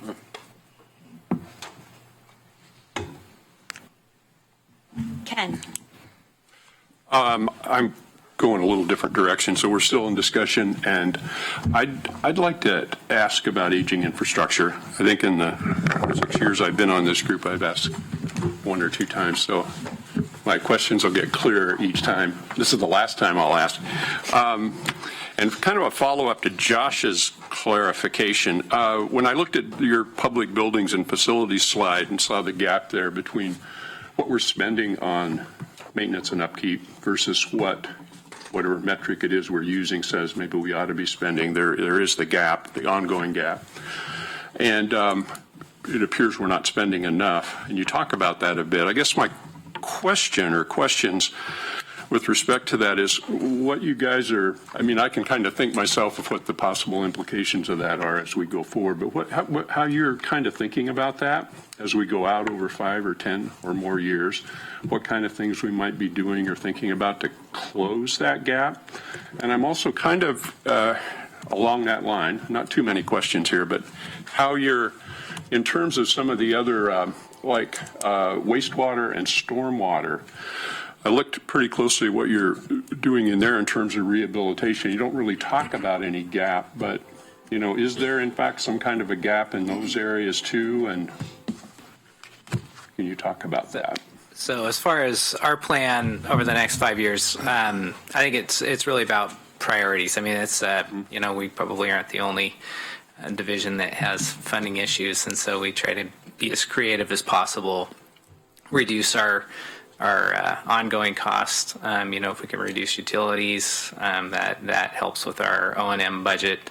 And so it's, it's a balance between our capital dollars and our preservation and maintenance dollars and, or operating dollars. And, I don't have a silver bullet as far as that goes. It's, on the low end, we're about a $750,000 short, and usually, if the big thing really is preventative maintenance for us. And so if we're proactively maintaining some of those systems and being diligent about it, we can extend the life and we can keep a roof a little longer, or HVAC system a little longer, and buy us some time. It's not a sustainable approach, to be honest, but that's really what our strategy has been. I guess I'm, and maybe with respect to the wastewater systems and so on, do you think we're kind of losing ground? Are we gaining ground? Are we holding our own? I mean, I know we're like a lot of municipalities or utilities where, there's substantial investment in a lot of infrastructure out there done in the 60s and 70s, and, just an enormous amount of equipment and facility out there. And are we kind of holding our own on it, or? I think we're slowly losing ground. If you look in the unmet needs assessment, it talks about wastewater and stormwater. On the transportation, on the pavement preservation, we've made. When Kurt and I started 15 years ago, we had a budget of zero. There was nothing in the CIP for pavement preservation. So we've made huge strides in identifying diversified funding sources, but we're still going bond measure to bond measure. We're not fully funding that. So we're still the $80 million backlog of pavement preservation projects, which has an adverse impact on greenhouse gases, because when you're reconstructing roads, you're generating a lot more than if you're just maintaining roads. So we're not there yet. We've made a lot of progress. No, and I recognize we've done quite a bit in the area of paving with the bond measures over the years. Okay. Councilor Clark. One other question that I've been thinking about for a long time, Council's talked about a couple of times, and Alan mentioned again the other day. I wonder if we have any metric that should become a part of our discussion with regard to earthquake or disaster preparedness. Should we be saying this is the status of these particular public facilities with regard to earthquake readiness and or preparation for any kind of mitigation that we could or should be making? I think that's at least knowing the answer to the question as a part of the analysis of our public assets should probably be a thing. I just don't know how to address it well.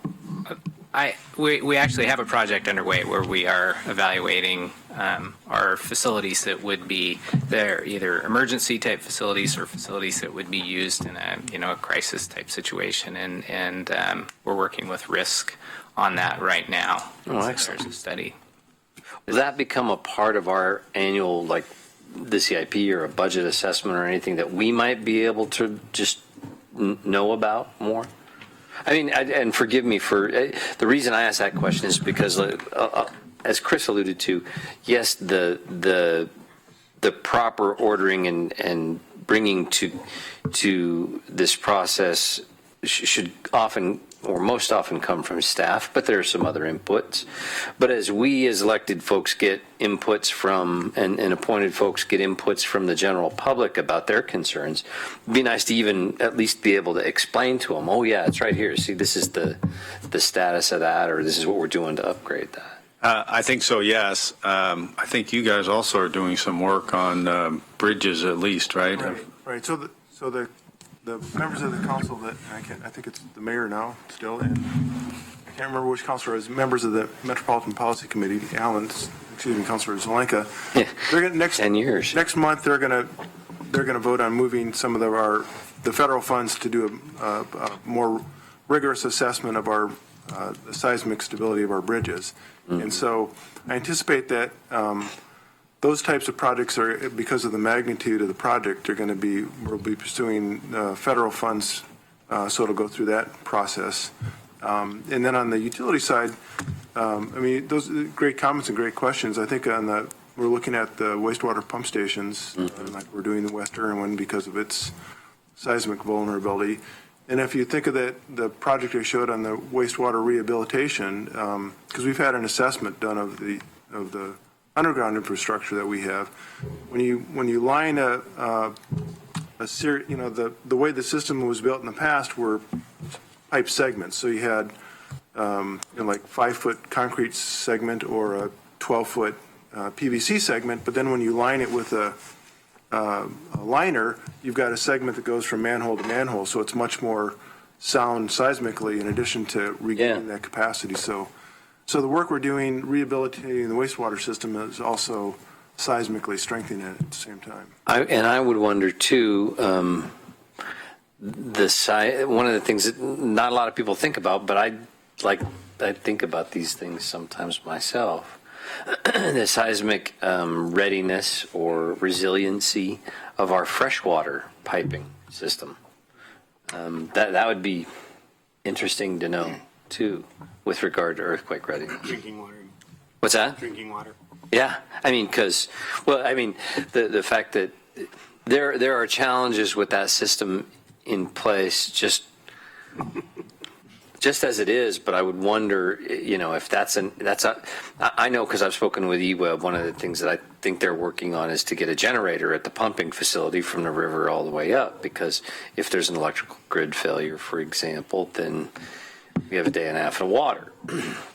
So I would wonder what's our part to make sure that the pipes that come through, that are city or jointly with eWeb are taken care of and are resilient.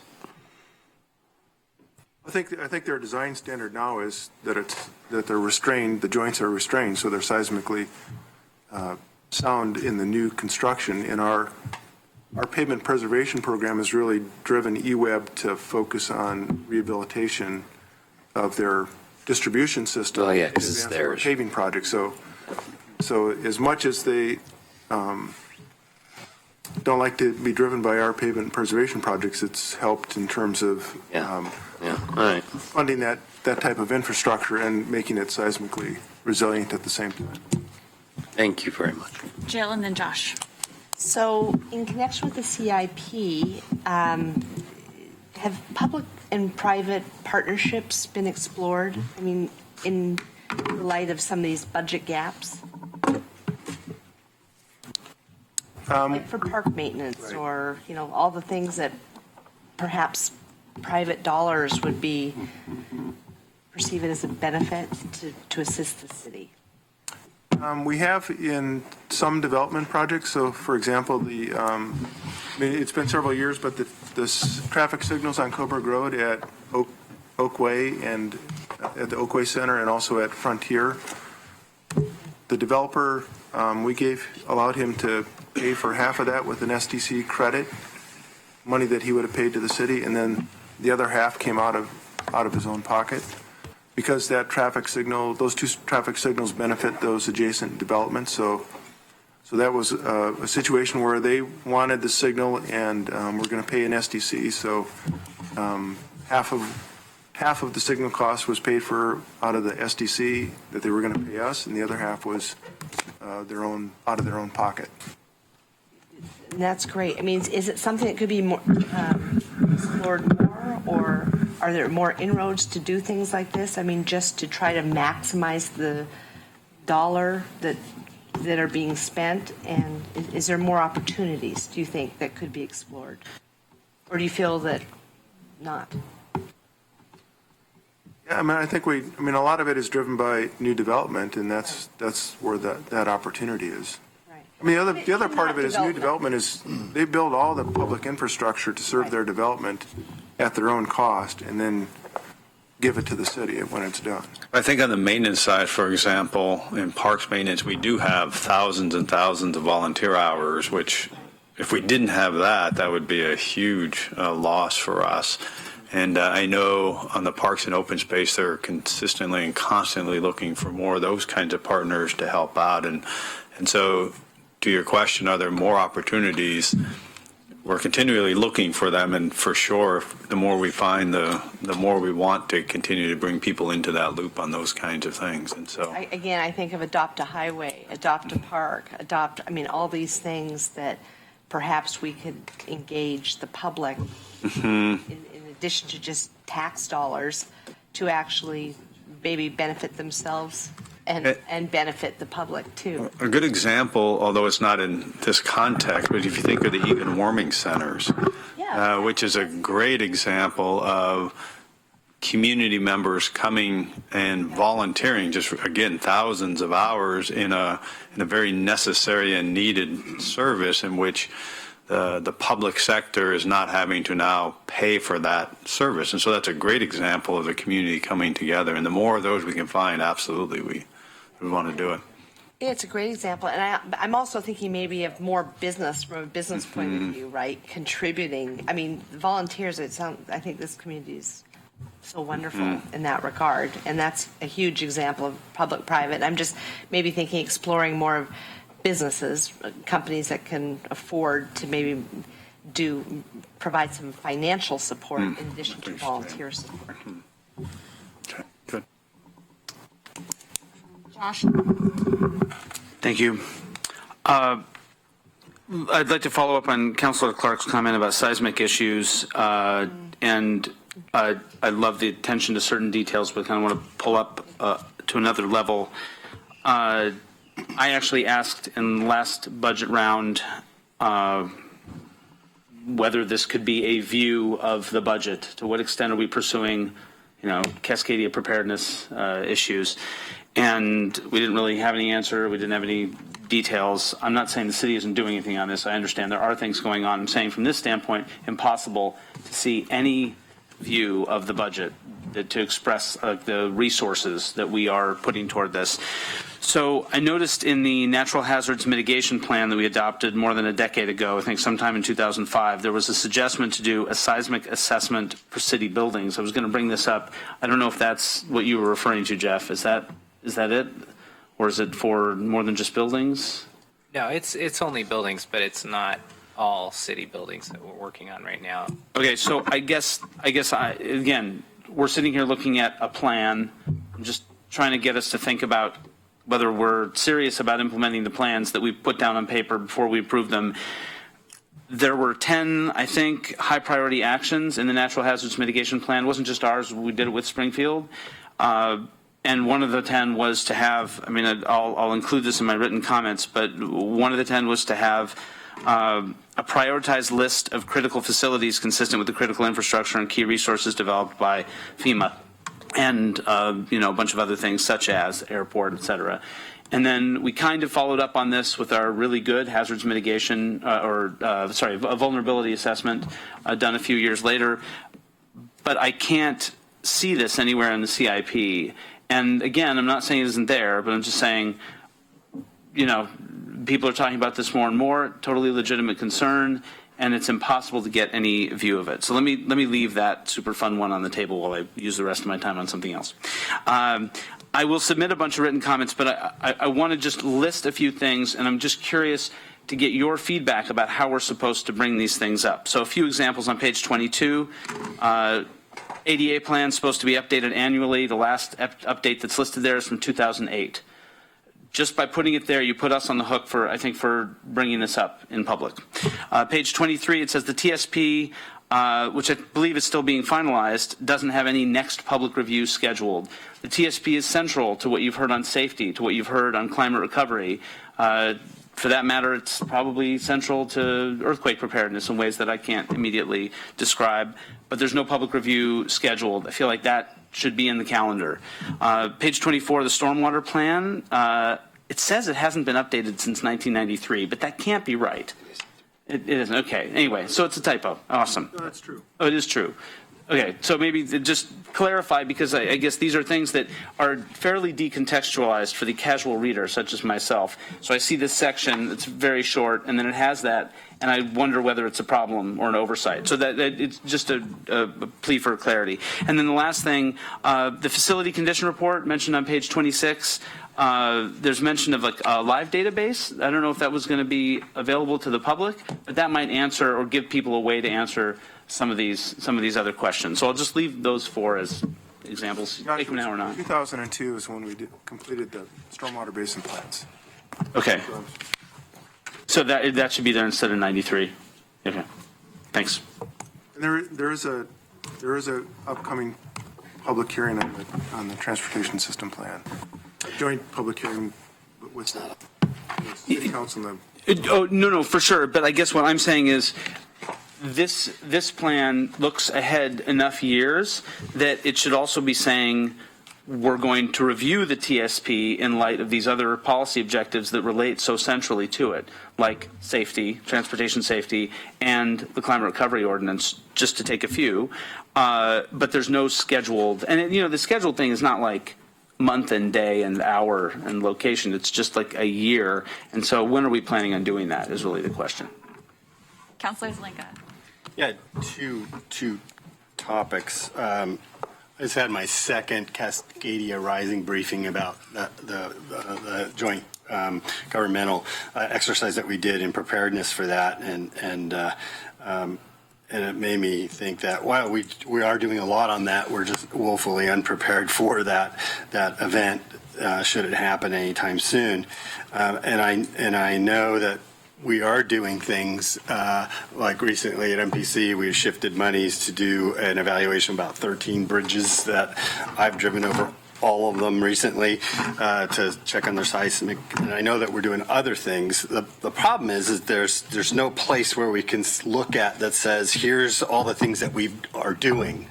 And here's all the things that we know we need to do that we haven't got to yet. So I'm wondering if we can get a memo from staff that shows us that here's all the things that we've done, here's the things that we're doing, and here's the things that we know we need to do that we're not quite there yet. Is that something we can? Yeah, I think what I've heard, particularly on the resilient side, is to provide. It could be a memo, whatever the right format is to provide sort of what are the gaps and what are we doing? What is our current reality and what are we actually pursuing, and provide that so we can do that. Yeah, I think that would be very, very helpful for all of us, but also the public.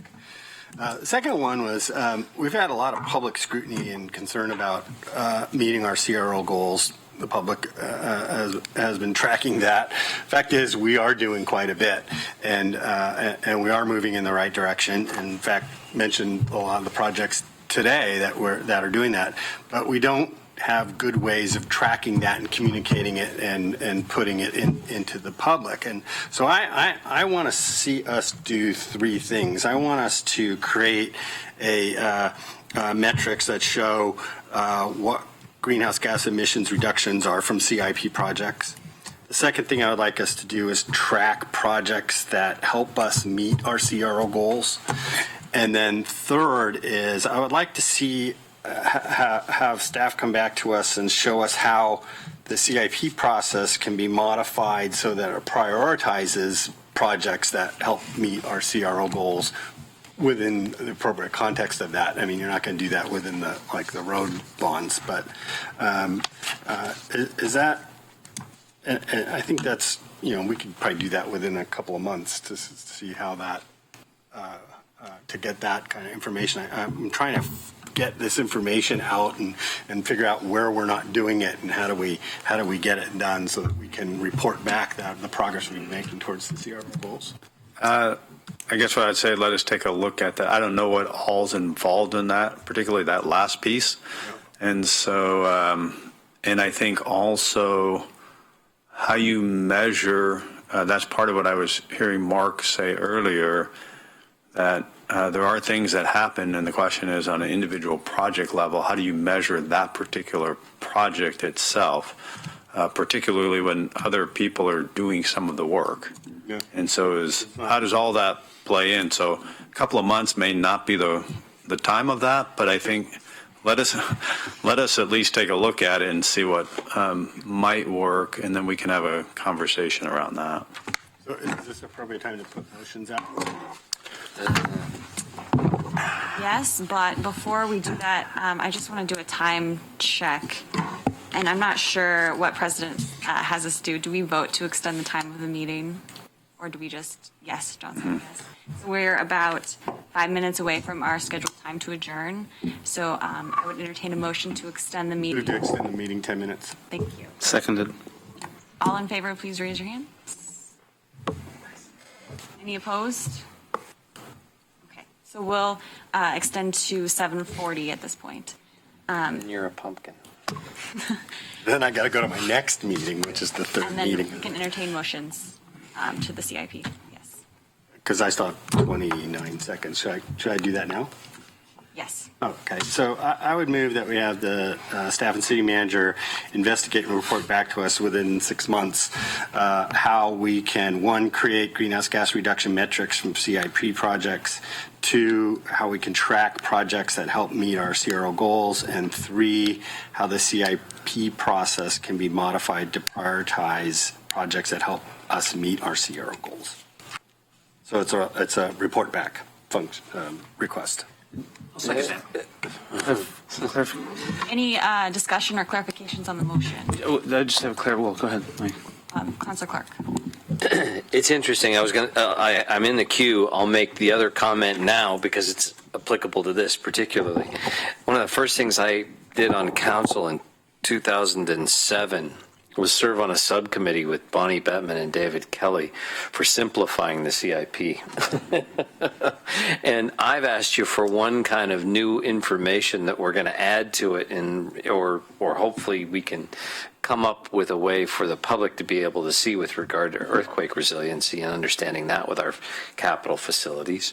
Alan's asking for another, and I'm about to ask for a third in a minute when we get done, which is about capacity. Especially as we get denser in the core of the city, and we prioritize density. I wonder when most of the wastewater piping, for example, and the sewer piping was put in central parts of Eugene, because I think it was like the 1930s, wasn't it? Really, for Probably a lot of that. So I wonder how we gauge capacity. When we have conversations around density, are we ever going to bump up against that? And what does that mean in terms of our capital planning? Should we be planning for expanding those facilities to accommodate the level of density that we're suggesting we may want to build in other parts of our community? And how would we know that? So that's more information as well that we would want to do this. So before I vote on this, I guess I want to ask the manager,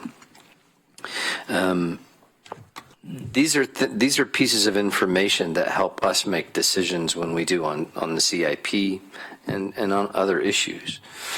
Is there maybe a better place to put this kind of information, or is there the word Allen's and the two that I've discussed, or is this an appropriate way to go about trying to make good decisions and get this information from staff? I don't know at the moment what's the best place to put the information, but for example, in capacity of wastewater systems, as part of the Envision Eugene process, that actually, I believe Public Works is involved in that, and as part of the planning for increased density or population in certain parts of the community based on Envision Eugene, I think you've done a lot of the work around what is the capacity of the system that's needed at that point. And so I think we actually have done quite a bit of that work already. And so, and then it becomes a matter of when does it get built and who pays for that? And it could be a part of, it may already have the capacity. If it doesn't, it may be when the project comes in that a developer has to put in parts of that. It gets into an SDC conversation, or it gets into we're trying to do it ahead of time, and therefore you'll see it in the CIP at some point. So we actually have lots of that information. My question is, how do we make good decisions? Should we should we have a CIP that has all of this information as part of it in order to make decisions like Alan was talking about, the comparative pieces? How far along does this put us in our CRO goals? What other considerations should we be having? Yeah. Or is there a point of saturation? I guess we'll have to think about that a little bit. There could be a different way to present the information in a different context. The CIP is not the all-encompassing document for everything that the city does. And so I just want to be conscious of that there's actually other pieces that feed into it. And there may be better ways to report it out and combine several of the documents. And so we'll just need to think about that a little bit. Okay, thank you. Add on to that. So that's really the intended purpose of our master plan. So the transportation system plan and the wastewater master plan, those are 20-year planning documents that really the first step is doing the hydraulic modeling on a wastewater system or the traffic modeling on a transportation system to see where the capacity needs are. And then that's what generates the capital improvements that are documented in a 20-year plan. And then those documents are what we draw projects from for the 6-year CIP. Would you say those are more appropriate places for the CRO analytics and metrics? Yes. Okay, thank you. We're still speaking to the motion. Josh is in the queue. Yeah, so I appreciate Councilor Zelenka's ideas there. I think I'm also hoping, I heard requests for a memo possibly. I actually think the rationale should be more explicit. The connection to policy objectives should be more explicit in the CIP. I think it belongs there just so when people read it, they know what they're looking at. But I'm obviously going to be agnostic about where that lives. It's just the rationale should be explicit. Also, I think there's more mystery swirling around this than there needs to be on where we have greenhouse gas reductions opportunities related to the CIP. The biggest area that we have some control over related to CIP projects is in transportation. Walking, biking, and transit are near zero or low carbon transportation modes. Vehicle electrification, as I said before, is another one. There's no mystery about this. I would ask, as you do this, it shouldn't take 6 months, in my opinion. It's already taken 6 months, I guess is how I feel, a little longer. And I'd prefer that you draw on existing plans and reports and modeling efforts to draw some of these connections. And I feel like that's what we should be asking for. I appreciate the willingness to consider doing new work. There probably is some new view to come up with, but this is, for me, this is about taking work we've already done and that's sitting on the shelf and connecting it to the CIP. Obviously happy to pursue this in some of the other venues like the CRO ad hoc implementation group, but I feel like the work has been done. Let's use it. Jill. As to Councilor Zelenka's motion, when you finish a project, like a project on the CIP, either maintenance or construction, do you do a final report or something on there that says we had conventional fluorescent lighting in, we replaced it with LEDs, the fluorescent lighting took this amount of energy, the LEDs take this? Do you do something like that now? Just on a project by project basis? I'm just wondering what you have in place now. We don't track it like in a database or anything like that, but we do monitor those things. So sometimes, it's difficult to determine what, when you're looking at the energy use of a building at the end of the day and weather trends and all that sort of thing. But we do pay attention to it. And we have an energy analyst that does a lot of work on those things. But,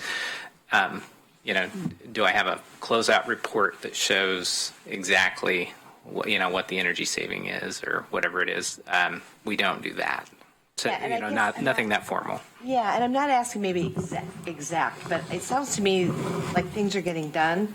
But to Councilor Zelenka's point, they're not being tracked in a way that, for example, the people that came here could find easily, right? So I guess that I think if people saw things happening, and even like the LED lights, the repaving project, those are all sound like remarkable savings and working well towards the CRO goals.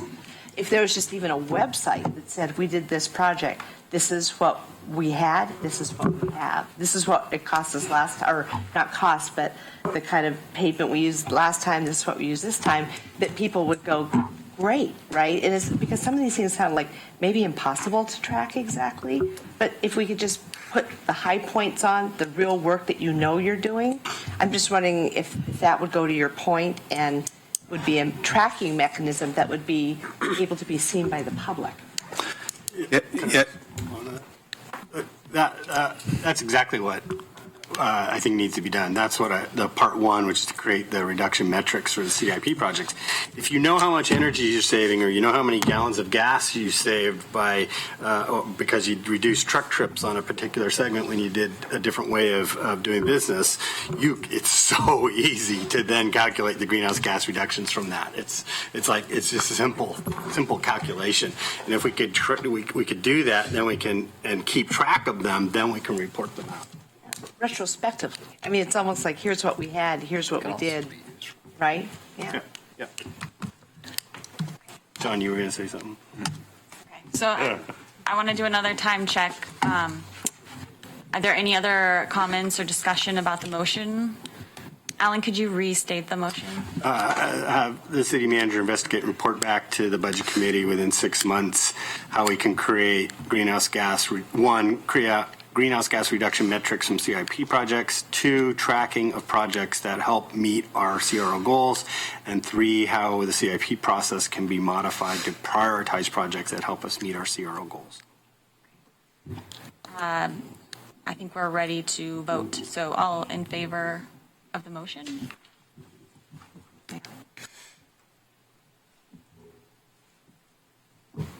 Any opposed?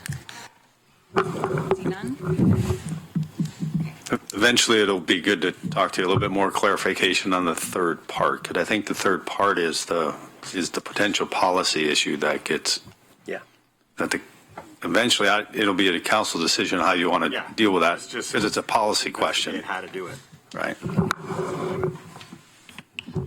Any other discussion about the CIP? Or I would entertain a motion to adopt it, or to, what's the right word? Recommend it. Thank you. Recommend it to the city council. So moved.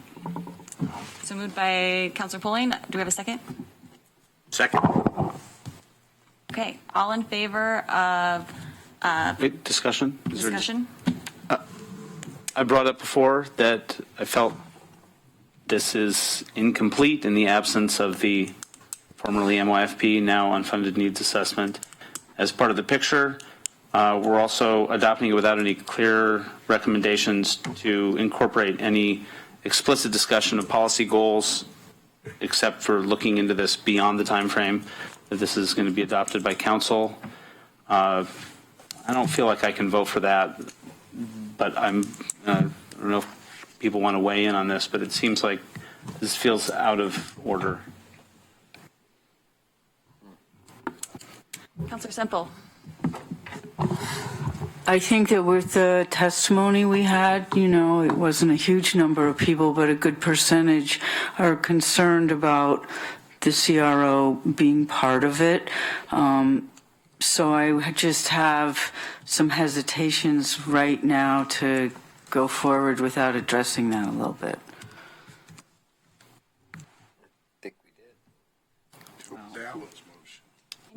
Anyone else want? We're not addressing it within the time frame of the council can adopt it, but we are addressing it. So, yes and no. Josh. But then to clarify, so what you laid out, Alan, as I see it, is a great sort of medium-term plan. We'll get some report back half a year from now and then have some subsequent discussion about how to incorporate it in the future. This is the only CIP we have for 2 years. So maybe I should just clarify what's on the table. Are we not making, we talked about adding projects and things like that. I've tried to keep my comments at the level of what's in there that explains the rationale of the CIP and its connections to the things we want to achieve. Are we not in a position to ask for further clarification on this? do we ask, this is all in draft, but I'm just asking, do we ask for some clarity about how the current structure of the CIP relates to the climate recovery ordinance that was passed in 2014? Well, I guess what feels like there's two different pieces. One is what is the information, which is, I think, an ongoing, our intent is to continually provide good, clear information. And what I've heard today, one, to emotion, we've also heard about earthquake and seismic and resiliency and how does that all connect. And so we take that in and we'll do some work to see how we can make that a stronger connection or a lens or however we want to talk about that. So we will continue to do that. The other piece is the project part, which is really the part that you're being asked to make a recommendation on. The other parts of it, we will continue to try to improve the information and the clarity of the information. And so I don't think they have to be the same. They don't have to be done at the same time. We can move forward the actual recommendation of the projects, and we will continue to work on the information. Yeah, and that distinction is clear. I appreciate that, John. I guess what I'm saying is part of our due diligence here is to make sure that this document, which is public and sort of sums up a huge portion of general fund expenditures to the public, is clear about why it's spending money on certain things, not just what it's spending money on. And that why, I think you've heard in testimony and in discussion on the issues you just named, seismic, climate recovery, other things, safety got mentioned before. We haven't had time to discuss that. We have these policy objectives, and there's very little clarity about how, again, I'm not saying we're not taking action on this, but there's very little clarity about how the structure of expenditures relates to these priorities. And I feel like that's part of our responsibility, is to ask for the clarity around those big objectives. The Allen's project is on a different time frame. I guess I'm asking about it right now. What can we get on this in the time frame of this CIP? I guess there's a little bit of maybe it needs some clarification. So, for example, when Mark goes through the process of talking about how transportation dollars are being spent, the bulk of those are actually spent. Why we're spending them, where we're spending them, is because the voters said they want them spent on that. When we talk about the airport CIP, for example, why are we spending the money that's being spent on the airport? It's because in one case, the users of the airport have asked for a particular specific project, so that's why we're investing in that particular project. And so I'm trying to get a sense of what I do understand is there would be value in additional information, some additional lenses, and some different additional overlays. I would say yes, I've heard that, and we're going to continue to try to do that. But it's also all these things kind of work together. And so when we talk about certain projects, they're based on lots of other plans that have been approved and advanced by the council. And so that's the why these things are actually in there. So it's a matter of how we're communicating that, which is different than why the projects are in there. And so still continue wanting to work on the communications part of it.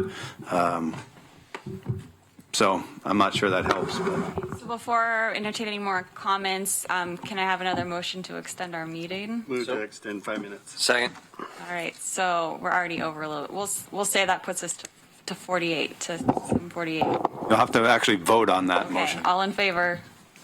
Thanks, John. Any opposed? Oh, no. Okay. Who's opposed? Raise your hand. Opposed. None are opposed, so we're extended. Okay. I had Councilor Clark, then Councilor Zelinka, then Councilor Fryer, then Councilor Evans. I just want to say that in response to what Josh is saying and what I said previously, I don't think the CIP is where why lives. The answer to the question why, and that's why I asked Kurt what I did, is that in the TSP and in the documents that are more closely aligned with the policy decisions, the CIP is how. at least from my perspective. This is, if you've got policy documents about TSP, that's the argument of, well, but should we be trying to do that more this way or that way, considering our CRO?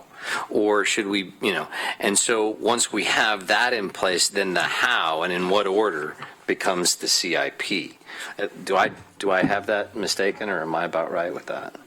So that's why I was asking the questions I was before with regard to the other considerations. Maybe even Alan's piece that he just mentioned that we'll now have you coming back with in 6 months should more properly be a part of, as well as other decision or other information that helps with those decisions in the appropriate place where why is considered, the policy framework pieces. I don't know. But I agree, but I do agree with, I guess I do agree with Josh is that there are opportunities to be clearer about those connections. So I'm not arguing against that at all. After the fact statements about what we're doing. Yeah. Not decision-making tools. Councilor Zelenka. Yeah, I agree with what Mike just said. Also agree with what Josh was saying, that this is really a how document. There are other places that we do that, make decisions about why we're doing things, and those are appropriate. But there is kind of this disconnect. It's not easy to come into the CIP and say, how does this all connect the dots? There is one part of this that in every project, it says specific plans or policies related to this project, and then it lists something. Right. And that's the why. That's where it came from. And so, but there's no cross-tabbing of that. And maybe that's an appropriate thing to think of for the next CIP, which is, so take all those things and list them, reverse order that list and say, because of the Airport Advisory Committee recommendations, we did these 5 projects, or because of the trans plan, we did these 7 things, or because of the wastewater master plan, we did these things, so that you can connect the dots between why we're doing something and why they're in here. Does that make sense? Josh? Councilor Pryor. Yeah, I think the simple way to approach it, I'm opening this document and looking at it, and I think what I'm hearing from Josh, which I also agree, is if you took each one of these tabs, and just like we do with an agenda item summary, at the beginning of each one of these tabs, rather than have it just be a catalog of what you propose to do, at the beginning you would have a little bit of a summary that says, these are the policy and our priority basis for this part of the catalog. I think that's also what you're saying. It's something we put at the beginning that shows that these are built on top of priorities and policies that the City Council has set. Because right now that's not here. And so if I were looking at this as the only document, I would go, well, where did this list come from? And so I think that's really something that's very simple to add. That information already exists. You just stick it at the beginning of each tab. Just like we do with agenda item summaries. With regard to the new information we're asking for, I agree that may not necessarily need to be here because it may be something that's in more detail and would be appropriately something that's self-contained in its own right. You might stick it as an appendix in here, but it's something that should stand on its own because we're demonstrating a real commitment to the CRO, and it needs to be reflected in more ways than just the CIP. So I think an entire CRO report to the community at some point may be an even more effective idea, which incorporates CIP stuff and other kinds of things. So I think the simple solution for this book is to provide at the beginning of each tab the nexus of where it came from a policy and priority standpoint. I don't think that would be a difficult thing to do, and it would draw the connection, as Josh is saying, between why we're doing it and what we're doing. I don't think it would be that hard to do. Councilor Evans. And just echoing a couple things that Councilor Pryor said, the way that I view the CIP in terms of the budget, it is the young and the restless of the city's budget. It's an ongoing serial that, you know, when the public jumps in, at whatever point they jump in, they need to have the backstory. They need to know why Victor Newman has been married 7 times and 4 times to the same woman. And that's the same thing that we need with the CIP.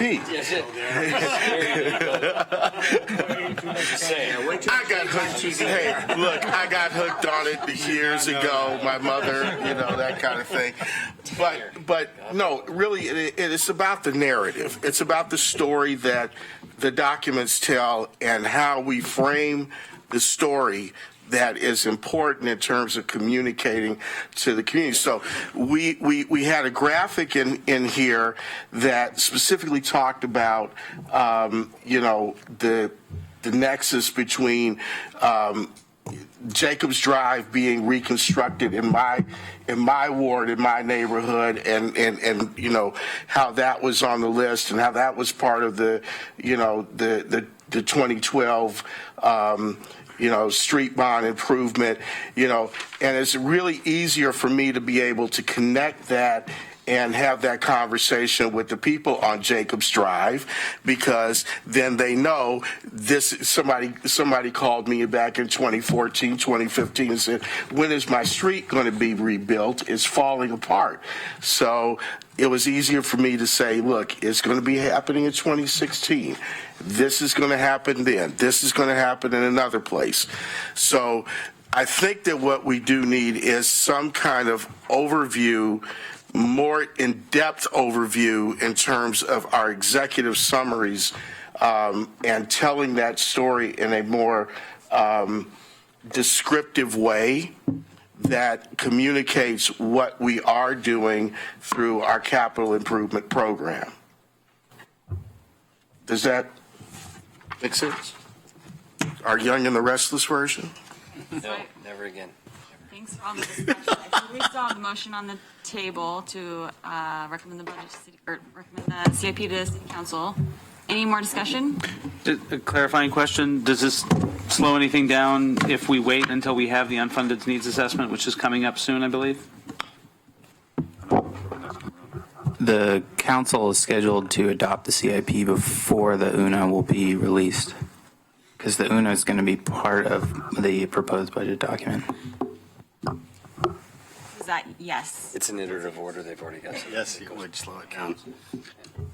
If it isn't obvious, I think that order is wrong, but that's what I'm saying. Have a discussion, if I can. Okay, so if we're going to do more discussion, I need another motion to extend. 2 minutes? Move to extend. 2 minutes. 2 minutes. All in favor of moving to extend 2 minutes? I agree with Josh's apprehension there. I think there's some opaqueness to this document. I understand I need to trust the staff and come forward with that. My apprehension comes from the lack of matrix, the lack of being able to say when I ask, so are we on track to meet this goal in 3 years? Do you have the money you need it? That the answer is, I don't know. That's in the middle of the CIP. I'm fine trusting so long as you're able to say, yes, we're on track, or no. And so I think this is, the CRO is a much bigger conversation with different people at the table. So not everybody's at the table. And so I wouldn't expect Mark to know if we're on track from a citywide perspective with CRO or not, or Jeff. And so I think when we get at Alan's motion and start working through that, I think there'll be a much easier sort of a go-to place where everybody can look at it and say, yes, no, maybe. And so I think that'll be helpful. And I get that there's a lack of, there's a lack of the proper people here to be able to answer those questions definitively. But we are talking about, do you have the money to do what you need to do? And that is part of this, correct? Well, I would say there's not enough money to do all the things that we would like to do with a sustainable budget. And so from that perspective, there's what we have emphasized the last couple of years is we're in a steady place, not in a sustainable place. And that's part of what we talked about a couple of weeks ago. Do you have the money you need to do in order to achieve a goal, or is the goal not achievable because you don't have the money? Budget. Yeah. From a budget standpoint. There's about 4 different states of that, though. Are we ready to vote? Yes. Okay. I want to know if the new fire truck at the airport makes it through the car wash. Okay, so all in favor of proposing the budget to City Council, the motion, raise your hand, please. All opposed? Okay, great. Next steps, our next meeting is on March 9th at the library at 5:30. And with that, we are adjourned. Thank you, everyone. Thanks.